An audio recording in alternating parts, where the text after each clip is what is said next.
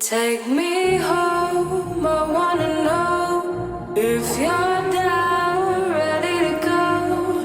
Wanna fly away with you, float away, fly away. Ladies and gentlemen, today I'm fucking sitting here with the man, the myth, the legend, one of the best MCs to go around in Perth, Australia right now. This guy has most recently this weekend just gone, MC'd for Roddy fucking Rich, which is fucking insane, bro. Bro, you are so kind. That intro. Ladies and gentlemen, Big RAK in the building. Man, shout out to you, Jacob. I appreciate you bringing me through, man. That's all good, brother. I'm fucking very, very happy to have you here. Yeah, dude. Great show. Huge fan, actually. I've watched a few of the episodes. My favorite one had to be the baby blue one. Just shameless plug. We got baby blue in the building. How are you, sir? Yeah. I'm good, brother. I'm good. We also have Playboy Mees up in this bitch. You know, we have a saying when we say measy. We say measy. It's just too. Yeah. Hey, happy days. Yeah, man. Oh, you guys are actually like electric on Hustle and Grind. You know that, right? Oh, thank you very much, bro. I appreciate that. When I came into the studio, like the way that you and Zero just bounce off each other, is fucking awesome. And then like the fucking hype man in the back over here is just fucking crazy. And then you've got your cameraman over here just making sure everything's in line. It's just fucking it works like a well greased engine. I think the day when you came in, Blue was the makeshift cameraman because like we just didn't have the guy in at the time. Is that right? But man, honestly, like we've gone through so many weird iterations of the show, whether it's like a homie of ours shooting it, or we've just done the recording stuff, or we shot it on our phones to start with. Dude. So like, I know you understand what I mean, right? Yeah. Like slow progression. It only makes sense to invest until like when people are into it, you know? So that's it, man. And when we started, it was like fuck all, just trying to figure it out. And to be honest, even now, like we're still just fumbling around. Dude, you kind of have to do that, man, right? Absolutely. It sets you up to have like an actual journey. Yeah. And nobody likes to see a guy that's just been like, oh, pow. Because it's so out of your mind, right? Like Absolutely. You're like, oh, that's not attainable for me. Yeah. You kind of like, oh, that guy came from like that. He used his iPhone or like whatever the fuck it is, right? Yeah, absolutely. It makes it like more attainable and it makes more fun. No, absolutely. And I think to be honest, man, like we weren't good enough yet at the time to have the equipment that we think we deserved. You know what I mean? So I think you appreciate, like, you know, you were talking about having like a Blackmagic camera and like having all this equipment that you spend a lot of money and time on, you know, accumulating. Excuse me. I think you. That's that weed cough, son. Bruh, please. Don't remind me. I actually just came off a pretty fucking heinous like chest infection. Shout out to Measy for that one. Measy infected me and my missus, bro. Sorry, I'm gonna have to drop your missus right now. Panda, we love you, yeah. But as I recorded, Amanda was sick first, yeah, and then we shared a little. Nah, that's cap. That's cap. That's cap. And then I got sick. I recall Measy calling me, or like me calling Measy at like 5 o'clock on a Friday, and he's like, I can't even talk right now. It's Playboy Wheezy. Yeah, it was Wheezy. Yeah, it's just too wheezy. Shit. Everyone had that shit, man. I copped it too. It was so bad, man. And like for me, when I like have to MC and shit, like this is one of those things people never notice is like on days where like my voice is not really there, my energy is not there. I still have to like sick as fuck. I'm just like, bro, Measy see me on days where I'm like blowing out snot like crazy, coughing up, and he's looking at me like, "Are you sure?" And I'm like, "Just trust me." Yeah, like one after the other. That takes a hit to your immune system. Yeah, it definitely does a little bit, man. I'm not gonna lie, being around the public a lot, not in the sense of like average people, but like just going out to the club, shaking everyone's hand and coming home and doing it over and over again 3 nights in a row in the cold, changing from heat to warm very quickly. Yeah. I'm starting to realize like the balance is going in, like making sure I'm warm before I go in and things like that. I'm starting to learn about like. Well, you're because you're doing like MCing and like not many clubs are open up like early in like I don't mean like fucking 4 o'clock in the morning. I'm talking like 8 o'clock, 10 o'clock when you wake up. Exactly. Your sleep cycle gets all fucked up. And that's like the biggest thing. Like, I don't know if you guys have ever like dealt with it, but like if you don't sleep well, right, and then you get a cough, that It's takes pretty like, bad. it's like 3 weeks of a fucking cough. It's not like 3 days and get over it. Well, yeah, like you said before, man, like you just burn through whatever is left of your immune system. So Yeah. like, you know, whether it's a cough or, you know, it's like you have AIDS, for example, right? If you get no, I'm being serious. Oh, No, shit. We're dropping AIDS? If you had The HIV? HIV or AIDS and you, for example, you get a cough, like that could be like your life now, you know? You get cancer or something, or you get, you know, you get a little like, you get a pretty bad cut and you start bleeding for ages. It's like, it could be the death of you. So you got to be careful. Well, that's true, man. You're very right? vulnerable is what I'm trying to say. A lot of people don't look at like a like a respiratory like illness or anything like that as like getting a cut. Yeah. You know? I think we're both. See, I coughed once. Okay. Yeah, but I vaped and it got caught. It got caught in my fucking throat. These things are like amazing. Like the taste of these are great. But like every time I had this feeling today. Yeah. So I hit this fucking thing and my brain got hot. Oh shit. You know, I was like, Oh no. that can't be good, right? Yeah, dude. I can't do vapes, man. My chest is just really fucked. Like I think I absorb the vapor instead of like just expelling it. Yeah. So like it really fucks me up. I get the worst coughs. Well, I find when you're smoking a lot of like pot and then you hit a vape, it kind of like every morning. I don't smoke pot, by the way, just so Nobody everyone does in knows. this room. No. I've been sober since 93, Yeah. Oh, is that right? which is when I was born. So you do the math. Shit, that's so funny. Yeah, like it when I smoke pot at night, Yeah. right? If I'm like doing a podcast or like in the studio or anything like that. Allegedly, by the way. Allegedly. when you do, yeah. Allegedly. If you accidentally were to before you sleep. Yeah, if somebody was doing it around me, passively. Yeah, like some criminal some delinquent, piece of shit. some just scum of the earth is trying to blow reefer. Yeah. The devil's lettuce. The devil's lettuce. The madness around me. Yeah, but those motherfuckers, whenever I'm with them and then I vape after that, I find that when I wake up in the morning, the mucus that's already stuck to the inside walls of my lungs because I've been a smoker for years and years and years, that just, it kind of eases up and it comes out way easier. It's like I've taken like cough medicine. True. Okay, so allegedly, if I was to be the person to partake in such devilish activities, Terrible stuff. criminal. I actually heard the blacks were the first to start bringing it into the mix. Is that right? You know, that's a whole different story right there. Man. Joke, by the way, just anyone that's trying to. Obviously. I know. If you know, have to crazy. caveat that and you're a black dude, that's not good. Well, we live in Australia, man. Sometimes people get it mixed up. Fair call. Hey, ain't that some shit, Yeah, I mean, right? like, there's some cancel culture people just waiting. Yeah, no shit. But that report. yeah, Just yeah, dude. Yeah. So when I'm having a bad cough or some congestion, and I accidentally am around someone that's smoking, and it goes into my lungs, it actually helps me clear it up really well. Like I actually said it to my missus a while ago. Because I had a really bad cough, like I was saying before, and she was like, "Oh, you need to stop, being around people that smoke." And I was like, "It actually helps." Like, Yeah, literally. because it like loosens it up, and like like you said, it's like taking cough medicine or cough syrup or something. You know what I mean? dude, and like Shout out to my act drinkers out there, by the way. Make sure it's muddy waters, yeah.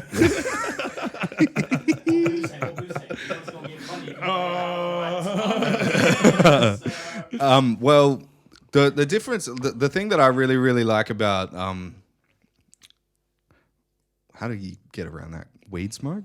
No, I'm not going to get around it. The thing that I really love about it is As long as we don't actually say we do it, we're good. Do you know what I mean? At this point, it's all a legend. the amount of fucking joints I've smoked on this podcast, nobody's getting around that. Yeah, I fucked up the whole system, hey. All of that I ever smoked, it was all fake. I just put the eyes on and shit. Bro, the smoke machine's under It's the a table. filter. Yeah, it's a smoke machine under the table. I've seen it. I've seen it myself. Yeah, and we sometimes put confetti on and shit. It's all good. That's a lot, bro. Yeah, Filter with confetti and like little Hello Kitties on your cheek. And your like face is hell smooth as well. Bro, those are the worst filters I've ever. Like dude. when I know like I'm cool, girls use filters all the time, bro. That doesn't bother me. It's when guys start using like some of those filters and I'm like, what the fuck, bro? I gotta admit something. Chill out. Like, I gotta admit something. You've used one. No, dude. So I did this social experiment. Yeah. Right, to see like how to pop off on Instagram, and it was successful. But when I first started it, I was like, they had all like what are they called? Remixing the reels and stuff like that. So I started like putting up reels that I was making. Yeah. And like within 4 hours, I'd be like, there'd be no views. And I'd be like, what's going on here? Something's not hitting the algorithm right. So I started using like reels that popped off from other people. And then right? just reacting to them essentially. Reacting to them. Yeah. And then they weren't even popping off. So then I used a filter. And it just changed the whole thing. Changed the game. And then I realized whenever I did one in a dark setting, it wouldn't get views. So it wants color, it wants brightness because that's like we're mosquitoes. We get attracted to bright lights. Yeah, so colorful, bright lights when you've got shit behind you. Man, I've had like 5 million views on one, like 200,000 likes, like fucking thousands of comments. That's crazy, yeah. And it's just like, you just break it down. So that didn't work. It's like going through a maze and then finding a dead end. And then like we talked about this last time, and then finding a new path, and then just continuing on from that path. Like, Do you think it has something to do with like, I mean, to a certain degree, it's almost like feeding the beast. Like the beast wants you to use filters because they've made the filters. They've spent millions of dollars building all these like fucking the infrastructure for the platform. So they like the more you use those things, the more rewards you get. Do you know what I mean? Yeah. Because like, for example, if you're like a content creator, that's just specific based on the content you want to create. And it's nothing to do with color popping or songs or anything that's like clearly, obviously trying to get views. yeah. Like it's harder to grow because you're using everything that you've built and not on that platform, not using their materials or engineering or whatever. You know what I mean? Like, because essentially what I'm trying to say is if you were to post a story or like you said, a reel using a filter with a song that's uploaded onto Instagram, a filter that's made by an Instagram, like content creator that's on Instagram, yeah. you know, Is he here? using all the right things, using all those things that's on the platform to put it to post. They're like, oh, we have to push this. Yeah, for this sure. guy's. We want other people to use this algorithm or use this format because it makes sense to promote our business. You know what I mean? Of course. I've had this conversation with an intellectual recently. Sam McIntyre. He's Oh shit! I thought you were talking about me. Sorry, fuck.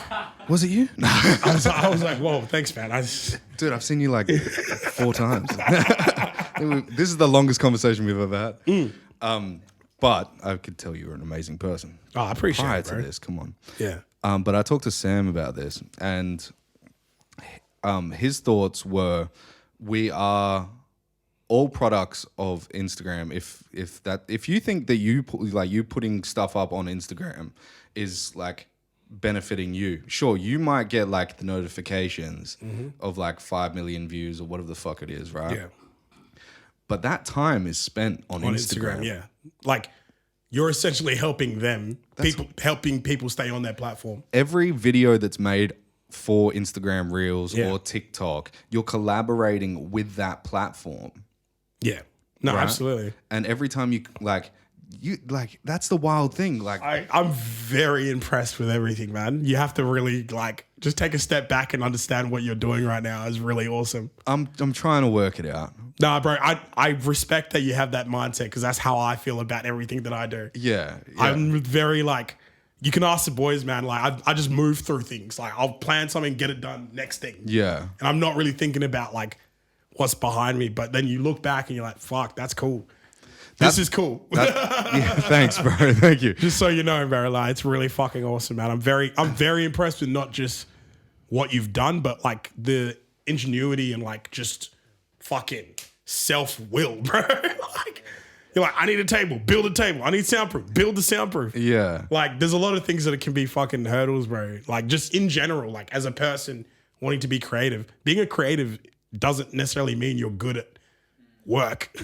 That's a good point. You know what I mean? There's enough of those fucking people. Bro, there's so many people that have awesome ideas until you ask them to put it into fruition and it's completely like gas. Yeah, You know? So I exactly. think it takes a lot to like, bro, you built a fucking sign. Like, come on.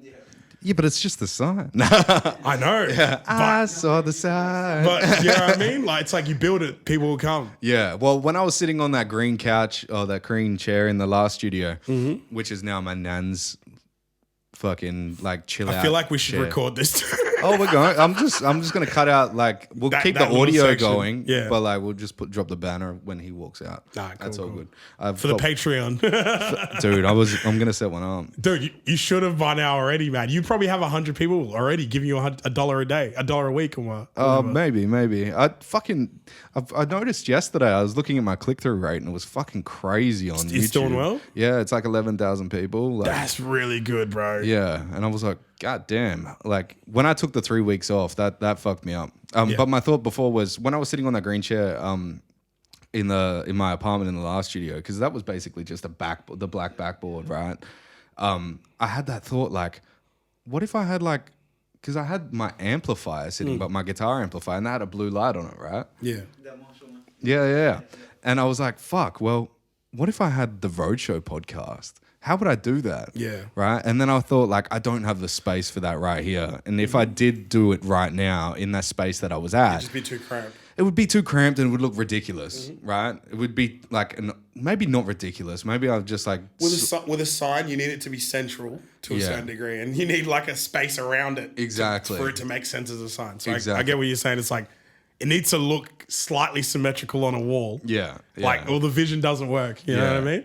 And like, it was in my head first. Ooh. And all ideas and all this ingenuity and everything in the world, man, it all starts with an idea, right? I thought it was going to be a cough. Manly. I was like, that's not a cough. You're like, I thought it was going to be comes out the other end. Just shit myself. Shot all over the fucking Road shot. road shot. You're like, oh, shit. Well, fuck. We'll cut that bit out. Just drop the banner. It cuts too and there's shit all All right, Jacob, man, I fuck with you, bro, but I gotta go. This can't be the one that I'm on. Like, I'm gonna take your laptop with me just to make sure I've definitely deleted this episode. We'll get it back to you tomorrow, no problems. Easy, Everything will be brother, fine. easy. Where's all my music gone? Where's all my porn with my missus? Where's my private videos? Nobody, fucking, you have to pay for that shit. It's OnlyFans. Yeah, You want to check her out? Roadshow OnlyFans. Fuck, you're turning into a fucking No Jumper, bro. Who's that? Have you seen No Jumper? Is that the dude Adam 22. Yeah, him and his who had missus. the fucking gun pulled on him? Yeah, dude, and he fucked the guy up it was mid interview. Fucked him up with a bunch of his homies, and then I've always said like You're the second podcast in a row that somebody's told me that. yeah, bro. Honestly, if you're gonna be a podcast in anything to do with media related or hip hop music related, that's the blueprint right there, man. Yeah. I think to a certain degree, there's things that he could do better, and I don't know. This is just me, opinion wise. Like, I think he's done well with incorporating like because he's got a lot of homies that are from the hood, and he's brought them into the show and let them host a lot of things because he's like a white dude. You know what I mean? Yeah. And there's a lot of interviews that he has that sometimes interrogates like street violence, and he's not the right person to be in that position to have that conversation. Yeah, because like for example, you know, like he'll a homie, like someone on the streets will have like a fucking issue with someone else. They're a rapper as well, but they also, you know, gangbang. He'll bring them on. They'll talk about their issues. The guy that they talked about will come on and talk about his issues. What? And then they go back onto the streets and people have issues, you know? You're like, and this platform gives them... Take this bit out, maybe. Oh, no, leave it in. This is heavily opinion-based. No, this is cool though, because like it's insight, right? Yeah. Because like the way that it's set up, it's America. right? He is doing it in America where like gang violence is prevalent. People man. shoot each other literally A lot. outside, like, and for a long time, I think they were located in a really rough area. So, yeah, I just think like maybe to a certain degree, he didn't realize it, and I don't think he meant to, but he put himself in a situation that's like, to a certain degree, perpetuating gang violence in the wrong way, you know? Like, That's not good. no, people getting killed in any way is horrible, bro. Yeah. You know? No matter how cool it sounds on music or, you know, we love that shit. Like, I love gang shit. Like, I hate to say it, but I do. It's, yeah. It feeds my soul to a certain degree, but then there's parts of it that you're like, all right, cool, this is now getting pretty out of hand. Yeah. You know, so. What do you think about Perth's gang shit? Like with the knives and all that shit? Because it's not as serious because it's not so out of hand. Yeah, it's nowhere serious. I do know of... There's like, been a couple of people few die situations. recently. Yeah, me and Meezy were actually around when someone we didn't know that, like, we knew people that knew that person at the time, but we watched someone, like, you know, try to get resuscitated by the cops after he got stabbed twice in the back by like a fucking big butcher's knife. In the back. Yeah, bro, it was pretty fucking gnarly to watch the CCTV footage. Fuck. Because I was emceeing at the time, bro, in the club, and like the club just started closing the doors and shit. We're like, what's going on? So I walked up to one of the dudes that worked there, the managers. And he was like, bro, look at what I just saw on the CCTV footage. He showed me that, and then we're like, yo, what the fuck? I walked out. Me and Meezy walked out the front to have a cigarette and just like decompress. And then we saw this dude on the corner, like, and the cops and his missus, like, screaming, like, oh. It's pretty intense, man. It's one of those moments where we're like, fuck, dude, I'm not used to this. Like, Yeah. I mean, It becomes real. I grew up pretty hectic back in Africa, but that's like surreal because it's like you're in a safe place. Yeah. So that shouldn't happen, you know? But yeah, in my opinion on any gang violence in Perth, man, I just don't think there's much place for it. And when it does happen, it's not really as intense as it gets over there. Yeah. Over in America. I do think there's been more issues since drill music's become a very prevalent thing. Yeah, I was going to bring that up. To a certain degree, but I don't think it's drill music's fault. I think whatever It's the ideology, right? Well, I don't know, man. Like,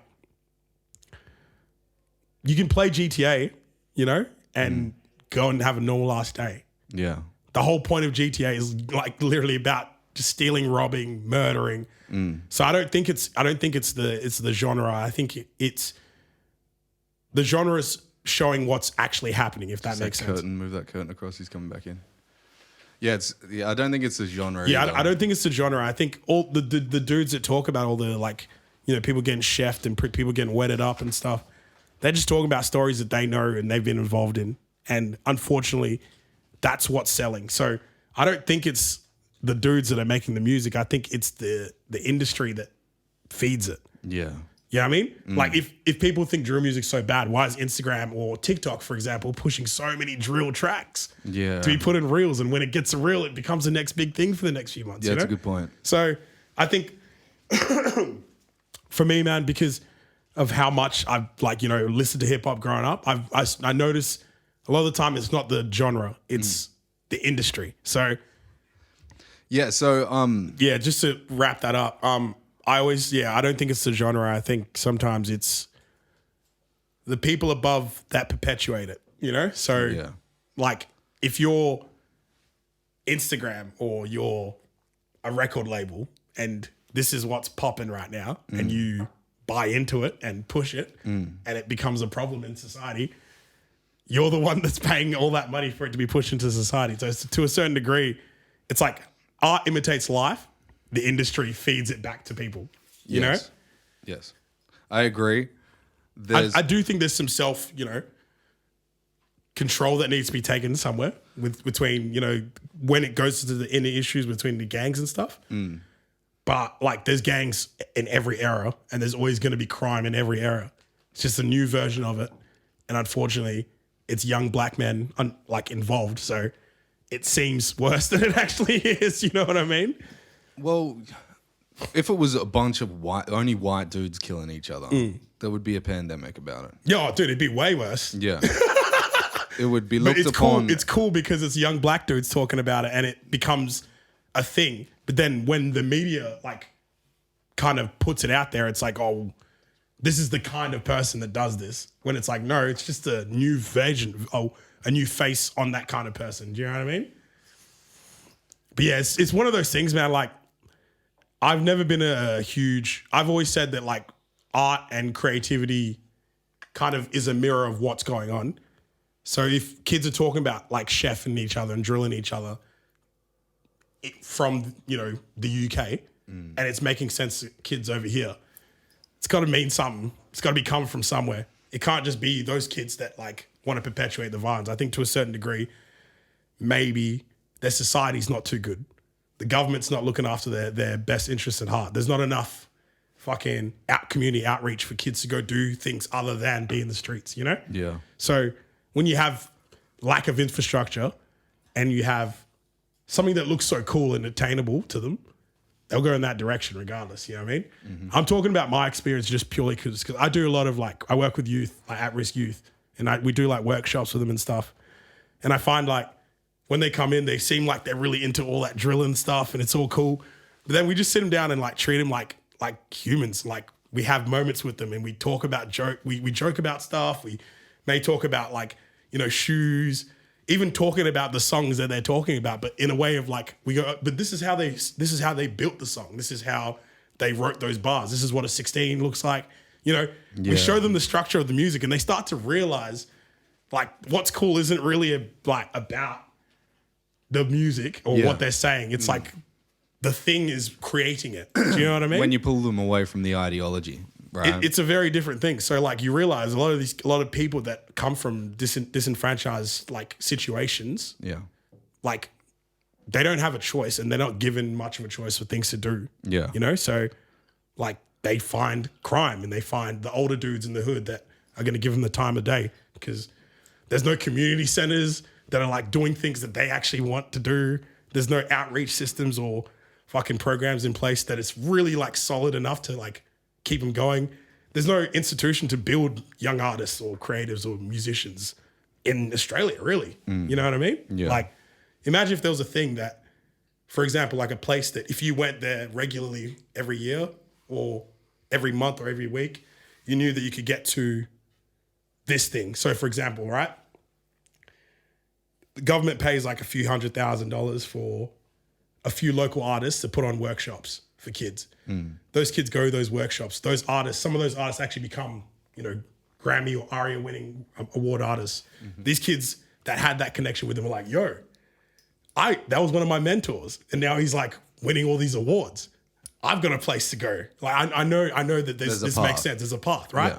That ARIA award winning artist comes back and does like an annual like meet and greet with these kids that they've come back to this course that they've done. Yeah.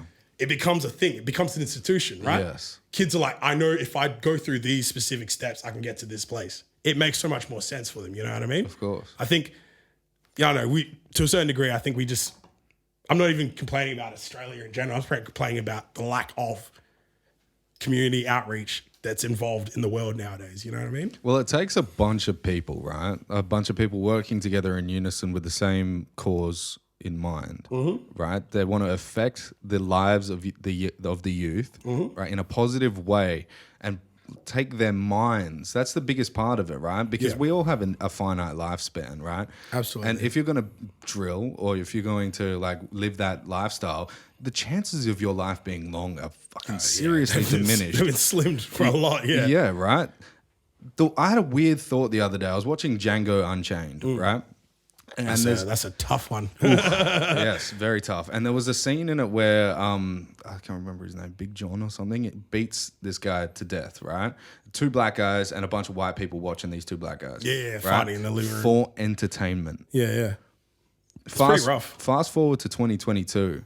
The entertainment industry is full of black guys killing each other.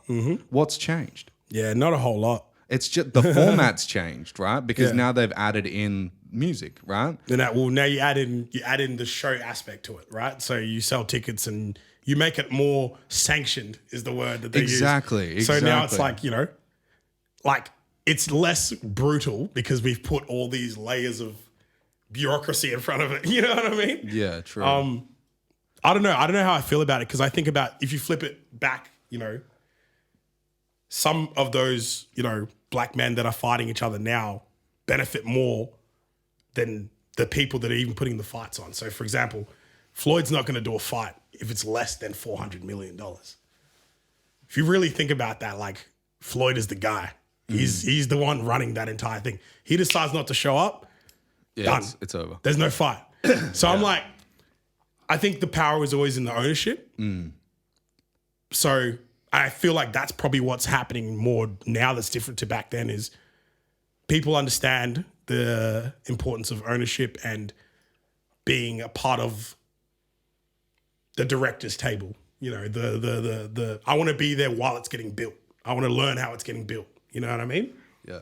I think you hear like rappers talk about it, like, own your masters, bro. You know, own your shit. Like, it's a very important thing to know or do these days because, you know, I think people understand like percentages mean something regardless of how small or how big it is. You know what I mean? They definitely do. Right. Yeah. But the only thing that I'm seeing right now that's really got my mind in a fucking mess is the junction between the value that's put on money and that's put on attention.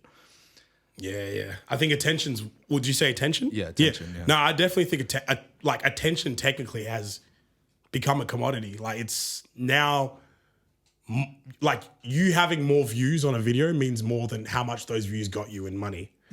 Because technically, if you have 2 million views on, or 2 million streams, for example, you're only making like, what, 10 Gs? That's not a whole lot of money. It's not a lot. But you show like a group of people that you've got 2 million views on a boom. Yeah. Oh my God, he's a star. It means way more. Yes. In a conversation, it actually carries you further. Yeah. So I definitely think you're right. Like money isn't really anything still though. Let's be honest. Like I was actually talking about with the boys the other day. Like you have like say fucking $100,000 in your bank account, like as actually hard earned cash that you've put in there. That doesn't mean you only have 100,000. That means you may have $1 million, close to. Because you go to the bank, they're gonna lend that. they're gonna lend you way more than 100,000. Yeah. You use that bank's money to buy a house. Yeah. Now you have an asset. Go back to the bank, get more money. Yeah, and lend against that asset. Do you know what I mean? Yeah, And it just so it's like money isn't a thing, man. It's like figuring out how to shuffle it to get to the things you want to get to. Like billionaires even don't have billions of dollars in their account. Everything's spread out. Either liquidated cash, liquidated fucking assets or solid assets. Yeah. Or even just fucking bare offshore fucking bank accounts that you will never find because it's like thousands of layers of sub-companies up and sub-companies. Yeah. You know what I mean? It's very rare that a billionaire's liquid, for sure. No, bro. It's like, and for most of the time, man, it's like that billionaire's like net worth means more in attention.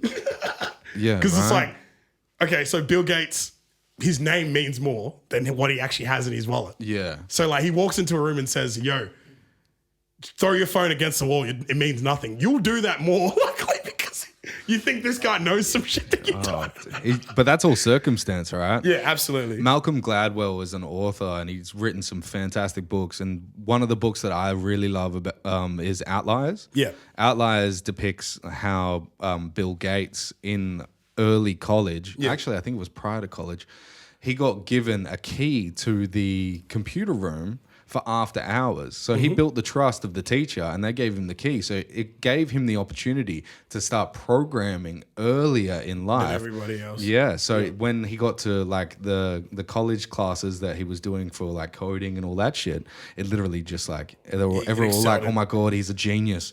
But no, he wasn't. He's just been pursuing it for fucking way longer. Man, like you could be 6'3" and Steph Curry's 6'3" as well. Yes. You won't shoot like Steph Curry, but fuck, if you Steph started shooting and learning to shoot because his dad was in the NBA from when he was 3 years old.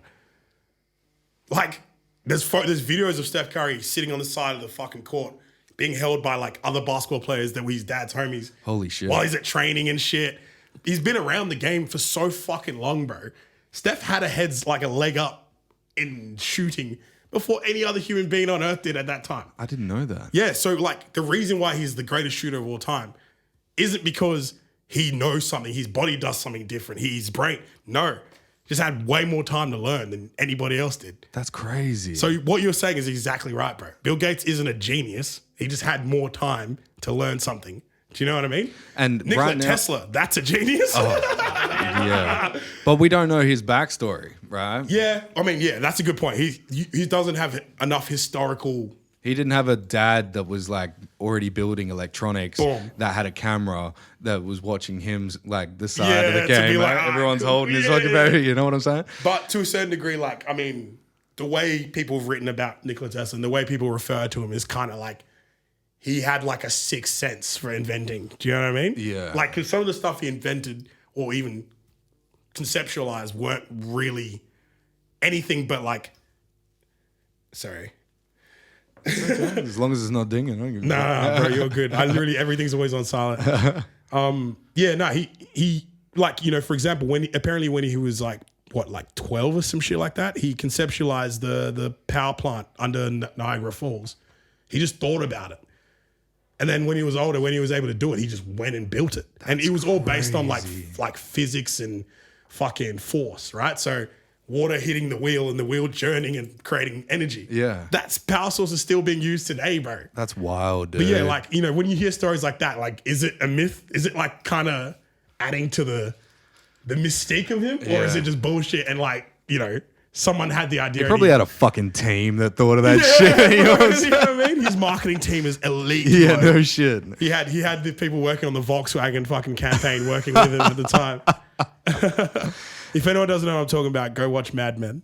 Is it on that? Yeah, so they started this. They were the first to do a viral campaign, Right. and not Mad Men, but like that company. I forget what they're called. There's a name for them. Not Tesla.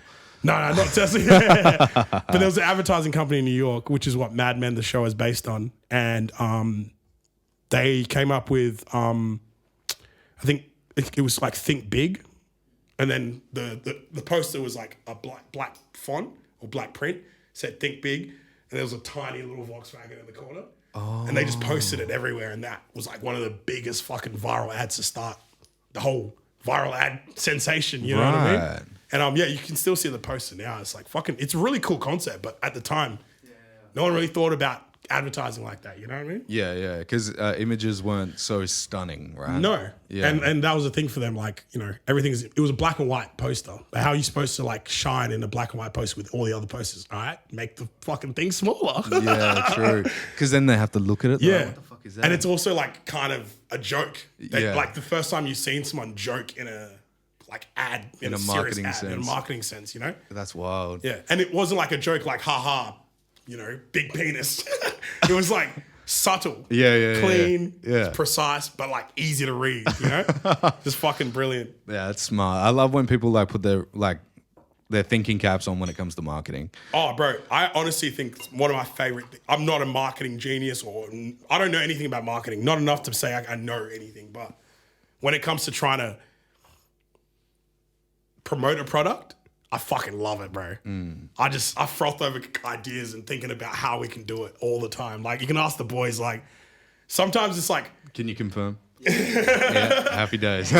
sometimes it's Look at like, his hours, man. This man just sits there and he's like, so he starts with just like as an idea, right? So blues videos and stuff that we're shooting for and all this and the other. Like, you'll start a conversation and you'll be like, oh, so T2D, here's a little concept. Just talking about it, and then out of nowhere just switches. And it's like the little conversation that starts has now transcended into this. Actually, this is what the whole video is gonna look like. Oh, crazy. One sitting, and it's just like, what are you doing? You know what I mean? Like, Where does that come from? Yeah.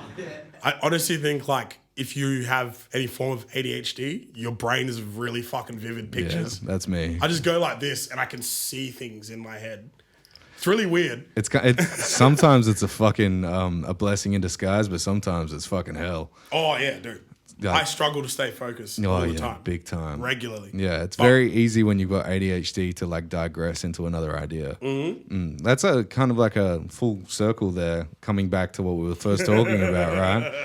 It's because like when I think about it, everything, I'm glad that like even building this table, the sign and all that shit, that was all like fast turnaround. So I was able to like put like 30 minutes a day into it for 2 weeks and this whole place was done. You know, and it was like, if it wasn't for the ideas that came next, I'd be like scratching my head, wondering what the fuck I was doing because I'd get bored on that one thing. I feel you. Luckily enough, my brain is like I'm a lazy person, right? But I'm not in that sense that, well, I'm a lazy person you're that finds... You're an efficient worker.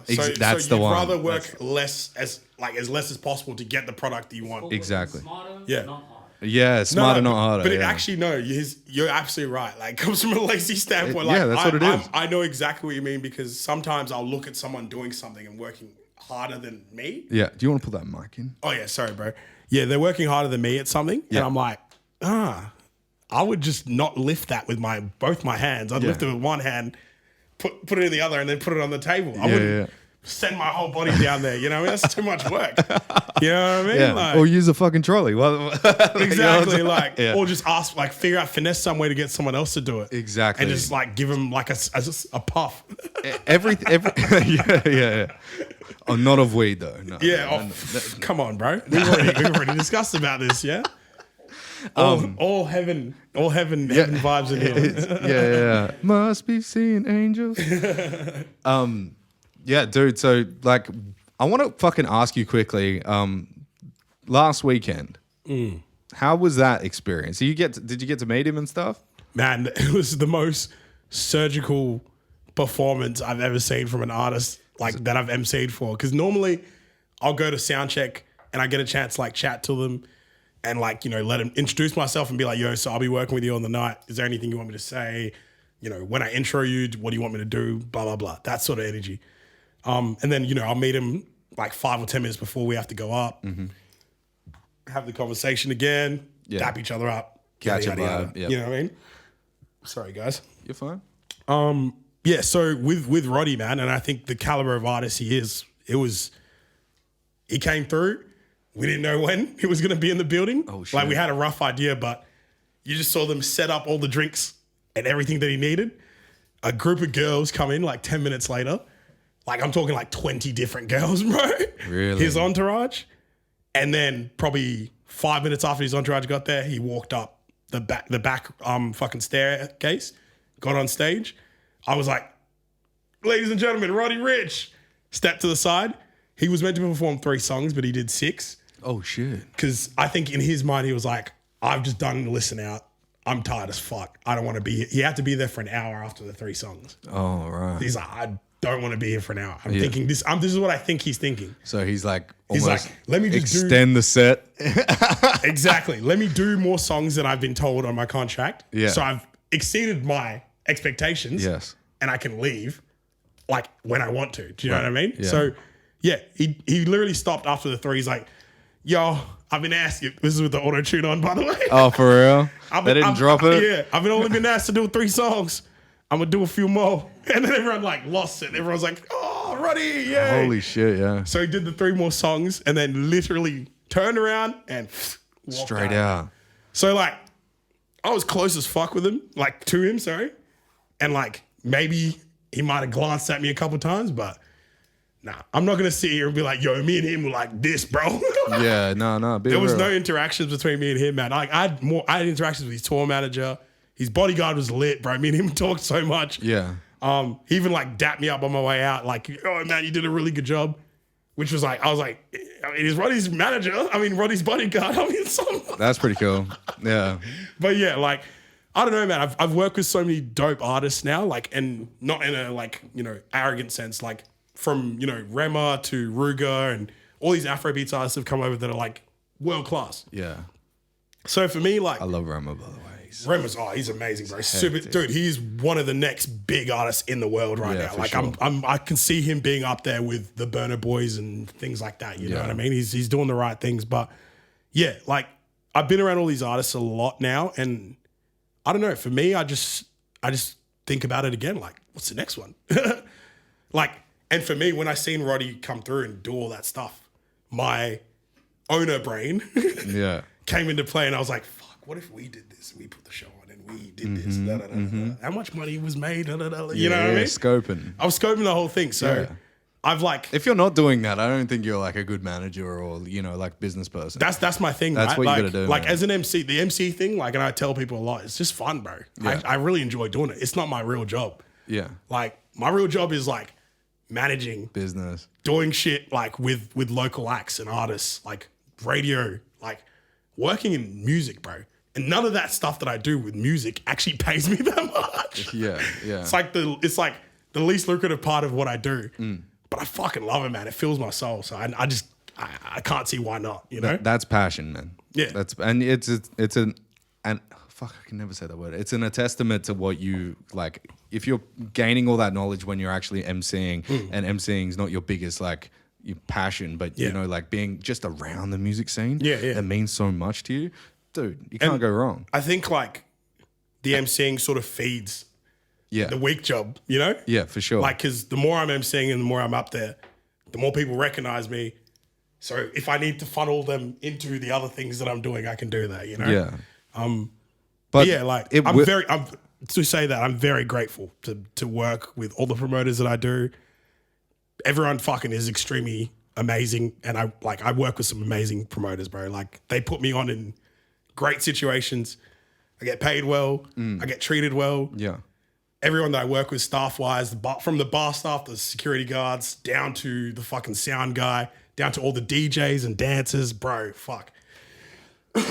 Well, you're probably getting that because you are such a genuine, authentic person, man. You are you. I and I genuinely appreciate that, bro. Like that means that's a nice thing to say. Thank you very dude. much. Well, it comes from an honest place. Yeah. Like I can tell by the way you handle yourself and how you are with your mates and everything.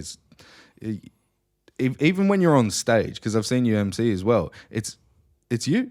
Yeah. Even when you were emceeing a Baby Blues launch. Yeah, yeah. Like the crowd was just, oh, this is a friend, Yeah, like yeah. it was very easy to like take you on as the guy that's hosting the show because it's like, oh, this guy is just him, like he's doing his thing. I think one thing I've learned about emceeing is, and you can get into this headspace very easily if you don't like catch yourself, is you're not the performer.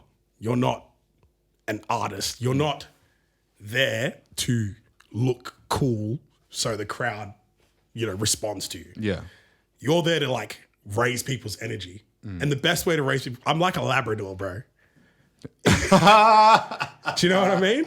I like walk in the room and I'll like waggle my fucking tail and I'll like get really excited. And when a Labrador comes up to you, it's fucking like You're happy to see him. You're so happy to see them, bro. You Yeah, know? yeah. So my thing is on the mic, I'm just there to like lift your energy. So when I'm interacting with someone, it's never like, oh no, don't talk to me. It's like, yo, what's going on, bro? Fucking dap him up, yeah. Like, you know what I mean? It's like a fucking yeah. a Labrador and a football coach mixed into one. An American football coach to be specific. Yeah, Like, yeah. You know those movies with the fucking scenes where they're rallying everyone Fucking up? everyone's Yeah. going off, yeah. That's my shit, bro. Like Yes.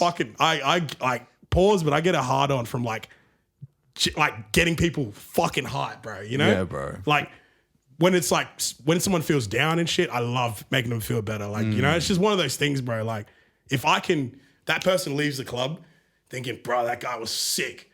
And not like sick performer or sick this, sick, or he looked sick, but he was awesome, bro. Yeah. Fuck, I've done my job, bro. You know what I mean? You're the guy in between the entertainment, right? Boom. So that's a You've mindset got I to have to keep make that sure I keep. energy. Keep the energy, right? Because each song is going to like, and you do one thing as well, is like when you know that there's a part of a song that really needs to go hard, right? You'll let that go, but you'll be like, come on guys, let's go. Like, Let's go. yeah, and then it's Yeah. on. You know what I'm saying? And that's a lot of people like kind of like sing along to the main chorus and stuff, and it kind of fucks it because everyone wants to hear the entertainer doing their fucking thing, right? And sometimes like that will deter me from being like, oh yeah, he's putting on a good performance or not, It'd be like, oh, this guy's really weak tonight, but it's not even him that's doing it, like. Yeah, I know what you mean. Yeah, and it's like, dude, you're so like, if he's got auto-tune, why are you yelling like across the thing with no auto-tune? Like, it doesn't come across right. You know what I'm saying? But yeah, absolutely. that's one thing that you do very well is you let the showcase be the showcase. Yeah, no, absolutely. And like, I think time and time again, I always, I remind myself like the reason why, and you probably see me everywhere, I get most of the gigs in the city. Like is purely because of like the way I treat the job. Yeah. I literally like treat it like, and people have said like Eminem does the same as well, where he clocks on and clocks off. The 9 a.m., 5 a.m., Yeah. 5 p.m. thing. Yeah. Exactly. Like I'll walk into the building 10 minutes before I start, get on stage, Yeah. Clock in. clock in. Yeah. My brain and attitude switches from, Yes. all right, let's go. And I'll be like that for the 3 hours that I need to be there, 4 hours, however long. Clock off, gone. Do you ever find guys, because I have a couple of rappers that come in here and like artists and shit, when they eat before they get it on stage or when they do a performance and stuff, they take a performance dive, right? Because their body's now got to process that food, especially if it's like heavy fucking food. Right? Yeah. What's yours like? Do you have a schedule for like if you know you're going on stage, you're gonna have a couple of drinks or like? Nah, so if I'm not hanging with Measy before the show and we're just Who's this Chinese black dude on stage? yeah, exactly. If we're not around the campfire, so to speak. Yeah. Telling long stories about the good old days. He's speaking Afrikaans to me. I'm speaking Creole to him. Yeah, usually, okay, so this is like a normal night, and I'll explain like different situations in between, but a normal night, usually when it's busy, for example, on a Saturday, will be from about 4:30, usually me and Measy will link up in the afternoon. I've had like lunch and breakfast before the 4:30 meetup, but at that 4:30 is when I cut off like too much food intake. You know what I mean? Oh, shit. I may have like a banana or a fruit salad in between that and when I start, but it's nothing ever too heavy. I'll like, drink water, partake in the campfire activities with Measy in the meantime. Thank you, mate. And then usually we'll drive to my missus' place because she's near the city. Right. And she's a dancer as well, so she usually, me and her work sometimes at the same nights. Oh, crazy. Well, like one of the bootylicious. Yeah, man. Oh, for real? Yeah, Panda, look her up. Oh, that's crazy. That's awesome. She's probably the best one out of all. Yeah, right. There you go. That's the story for another day, by the way. She's fucking amazing. She's a cool chick, bro. Shout out, Panda. I'm very lucky to be with her. Yeah, it's Measy's sister, basically. They're like the best friends, man. Oh, yeah. like not literal sister? No. No. God damn, you're very chipper about this, bro. Yeah, no. Look. Yeah, no. Get some. Yeah, bro, that's my sister, man. It was biological. Yeah, we would not be friends. Different story. Yeah, I don't think me and Measy would be close if that was the case. Shit. No, actually, funny enough, just side note, she was actually helping Measy's mum this morning, like with like her feet, because she has like cramping in her feet from working really hard. Right. My missus is like a yoga instructor and also like a Reflexologist wellness type, kind of, a wellness type chick, so she knows all the things to do to make you feel better. So yeah, that's how close That comes in handy, bro. Yeah, man. That's how close her and Measy are. Oh, that's cool. Just so like we have a very cool little connection. Me and my missus and Measy as like the brother. You know what I mean? That's cool. But yeah, so yeah, we'll go to my missus' place to ride around, try to get there for like 8:30, 9 o'clock approximately, because I normally start at about 12. I just had the thought of like you on a motorbike with your missus behind you and he's on a sidecar. I'm just passing in J's. Yeah. That's another thing as well. Like, bro, I'm when it comes to rolling, I'm fucking impeccable. Yeah. And we've timed it. It takes about 30 seconds to roll like a perfect joint. Oh, and heck, Blue's seen it too. It's no cap. This is all documented. What's your method? Man, there's no method, bro. I've just rolled a lot. Like again, I'm not a genius at rolling. I've just done it a lot of times and a lot of practice. You know what I mean? Well, I got into those hemp. They're called cones. Oh yeah, you just fill them up. Yeah. No, dude, those are fucking fantastic. Actually, I find those annoying for me because I can roll. I have the same feeling. I'm like, this is very tedious. Yeah. You know? Yeah, and you want it like you want it perfectly packed, but you kind of when you pack a roll, right? You can feel it in your hands. How firm it's gonna be. There's right? a tactile feeling of the thickness and denseness of the roll. Exactly. No, this is too tight. This is not tight enough. And because hemp is so much stronger than paper, when you're packing it in, and say if you've got some sticky ass, not weed, if you've got some sticky shit and you pack sticky jello, or jelly beans is what you meant, right? Hair gel, actually. Hair gel. Oh yeah, that stuff's sticky horrible. as fuck. terrible stuff. Yeah. It's terrible. But if you're packing it in with like that little fucking stick thing that they give you and you got some sticky shit, you don't know the density of that, right? And sometimes it doesn't even draw properly. And once you get to that last part where all the THC is burnt through and gone past, dude, you just need that last little bit, and that's fucking sends you, that's out. Yeah, No, you're absolutely right. Yeah, that's when you start making drill music. And That's when you and the missus in the back start doing the old dance hall dotty wine. Yeah. You start looking at that fucking pavlova in the fridge with a little stanker. Yeah, right? I think it's 3 a.m. cheesecake. Oh, Yeah, 3 a.m. cheesecake. 3 a.m. cheesecake. Oh shit! What's your favorite cheesecake? My favorite is actually passion fruit, surprisingly. Passion fruit. Fuck that, bro. That's a weird flavor. Wait, so the cream cheese is passion fruit flavored? And like I think they put little. Yeah, I know the ones. I know the ones you're talking about. Damn. I'm not a cheesecake I'll go fan. try it. I don't mind cheesecake, but I'm a sponge cake. Strawberry sponge cake with a little bit of like whipped cream. Dude, I'm a fat kid at heart. Like, Bro, I'm a fat kid. Welcome to the fucking club, bro. bro, what do you weigh? What do you weigh? I actually don't know, man. don't know? I'm probably like conservative 120. Yeah.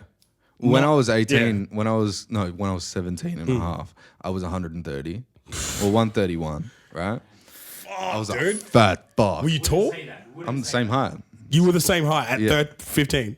No, I was 17. 17, sorry. Yeah. Fuck, you were a I was big a big motherfucker. bro. And then when Why didn't you go play linebacker or some shit? That's a linebacker's build right there, bro. Yeah. And I was built like a brick wall. It was Yep. fucking stupid. But it was funny because like anyway, digress a little bit, sorry. No, dude, do you think? But I played football, right? And I was the most wimpiest football player ever. Like I was Aussie rules? Aussie rules, Yeah. right? All I used to do, because they had me in the back, which was like Like flank? defense. Yeah. Oh, yeah. I've literally just like, whenever the ball came my way, I'd be like, stop that guy from having the ball, right? And then all the other time, I would just be kicking the grass, just like, just kicking until it comes over this way. And we didn't have really like the best team, so the ball was always coming over this way, right? Yeah. And then some dude poked me in the eye. It was actually one of Zero's friends, and I never went back. I was like, Wait, how old are you, bro? now? Yeah. 30. Fuck, dude. I thought you were like a lot younger. Is that right? Yeah, man. Really? You strike me. Like, I'm 28. Yeah. You strike me around like my age, or maybe A lot. Yeah, that's like 600 days. What the fuck are you talking about? it's not that much. It's not that much younger, but I think like 30 is a different kind of. Mindset. You know what I mean? Like Yeah. you're confident in yourself now. Oh yeah. I know who I am for Boom. sure. Yeah. I'm almost there. Like I know who I am, but I'm always discovering new parts of myself. That's Yeah. a good way to put it, actually. yeah. See, I'm not at the discovery stage yet. I'm still like solidifying who I am to myself. You know what I mean? I think the best way to be is to never like put yourself at a standard of like, okay, this is who I am, because it stops the growth method. Good point. You know, like if you put yourself as like, I'm this person at this time, Mm-hmm. and I might be somebody tomorrow that's completely different from Yeah. this. Like I don't know what could happen. My fucking parents could die in a car accident. Touch wood. Hope they don't. Touch wood, yeah, of course. But like, Astaghfirullah. you know what I'm saying? Like Yeah. it could be a different challenge every like the next day. No, So I I feel think you. if you keep that mindset where like you're always trying to find the most authentic part of yourself at all times, It allows room for growth. yeah, and it allows you to see all your bullshit. Because like we all carry like we're That's brilliant. we are a calculation of all of our experiences with every single person and every experience that we've had or interaction with any object and atom-based fucking life form. Right? Like one time a dog with, you know, those bulldogs that have like a nose like that? Oh, they're like fucking terriers. Some terrier. That Yeah, has, like- yeah, one of those chased me up a tree once, and I hate those fucking dogs. yeah. Bro, I'm not gonna lie. I've always thought like that dog is what's wrong with human gene splicing, and like that's one of those dogs that you're like, you just created something to be ugly. Yeah, yeah. You know what I mean? It's like a pug. Yeah, it's like, why the fuck are you doing that? Like, It's horrible, how did right? it get to the like? And if it Bro, did, they have so many issues. They have like blindness, lack of fucking, like their sense of smell gets fucked up. Yeah. I think they have just a short lifespan naturally. especially like pugs, man. Like, Yeah. you know that they have to have a surgery that cuts their nasal passage, so they have a more open passage and a shorter nasal passage because it goes up and back. And like, because it's so pushed in, right? They can't breathe, and that's why you see. Bro, apparently, I'm pretty sure the original pug was actually bred to be a lion hunter. So they've just bred the thing that used to be a cool beast into some fucking plush pet toy. Fuck. It's weird. God damn. Well, you'd think like, oh, there was a joke. Ricky Gervais, he had a joke, and he was like, Labradors, like, what would your job be, kind of thing. It's like, what's your job? And he goes through and he's like, Rhodesian Ridgebacks, you're hunting lions. And the fucking Rhodesian Ridgeback goes, hunting lions? What the fuck? Why can't the Rottweilers hunt lions? And he goes, because they're shaking babies. Oh, shit. Oh, shit. But like, you think about it, we have spliced. So dogs come from wolves, man. Yeah. Right? They were Dude, the bitch okay, wolves. one thing I just learned the other day fucking bugged me out. Because one of my mates used to have Irish wolfhounds. Yeah. Like 2 of them. Yeah. Maddie. Bro, apparently a lot of dogs, a lot of like the weird breeds come from bears. Hey? Yeah, bro. So like a lot of like I thought this whole time wolves were like the OG dogs. Is it like a splice? There's literally like apparently they just started using bear genes and dog genes to create other dogs. Oh. Look it up. I'm like, it bugged me the fuck out too. There's a Russian shepherd.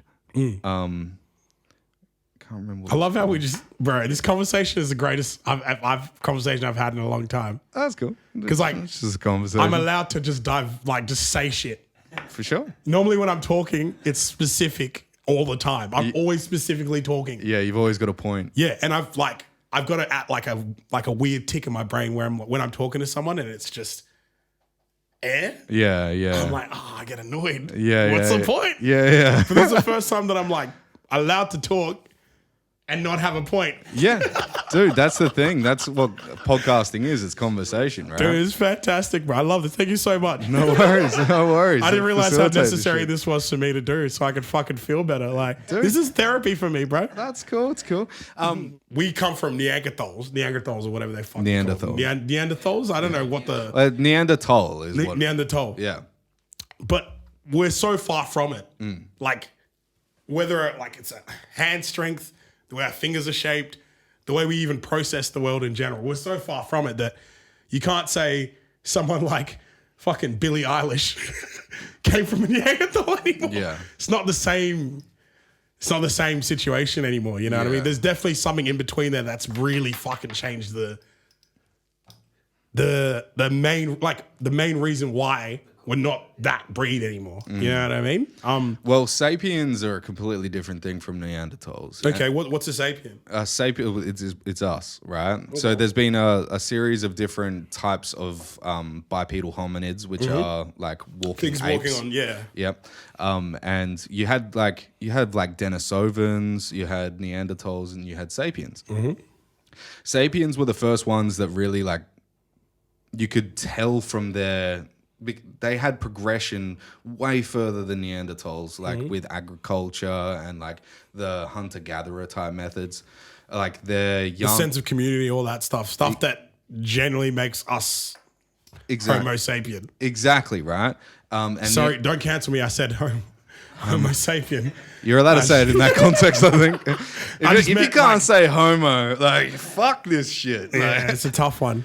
dude, you're allowed to say homo. Okay, so You can't say you're gay. Like,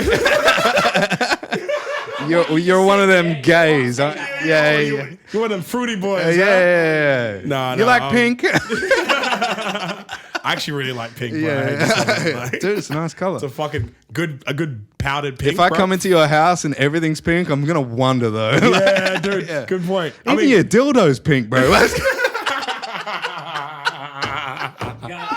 It's like, bro, I thought you were cool, man, until I seen the bedazzled dildo. I wouldn't give a fuck, man. You do you.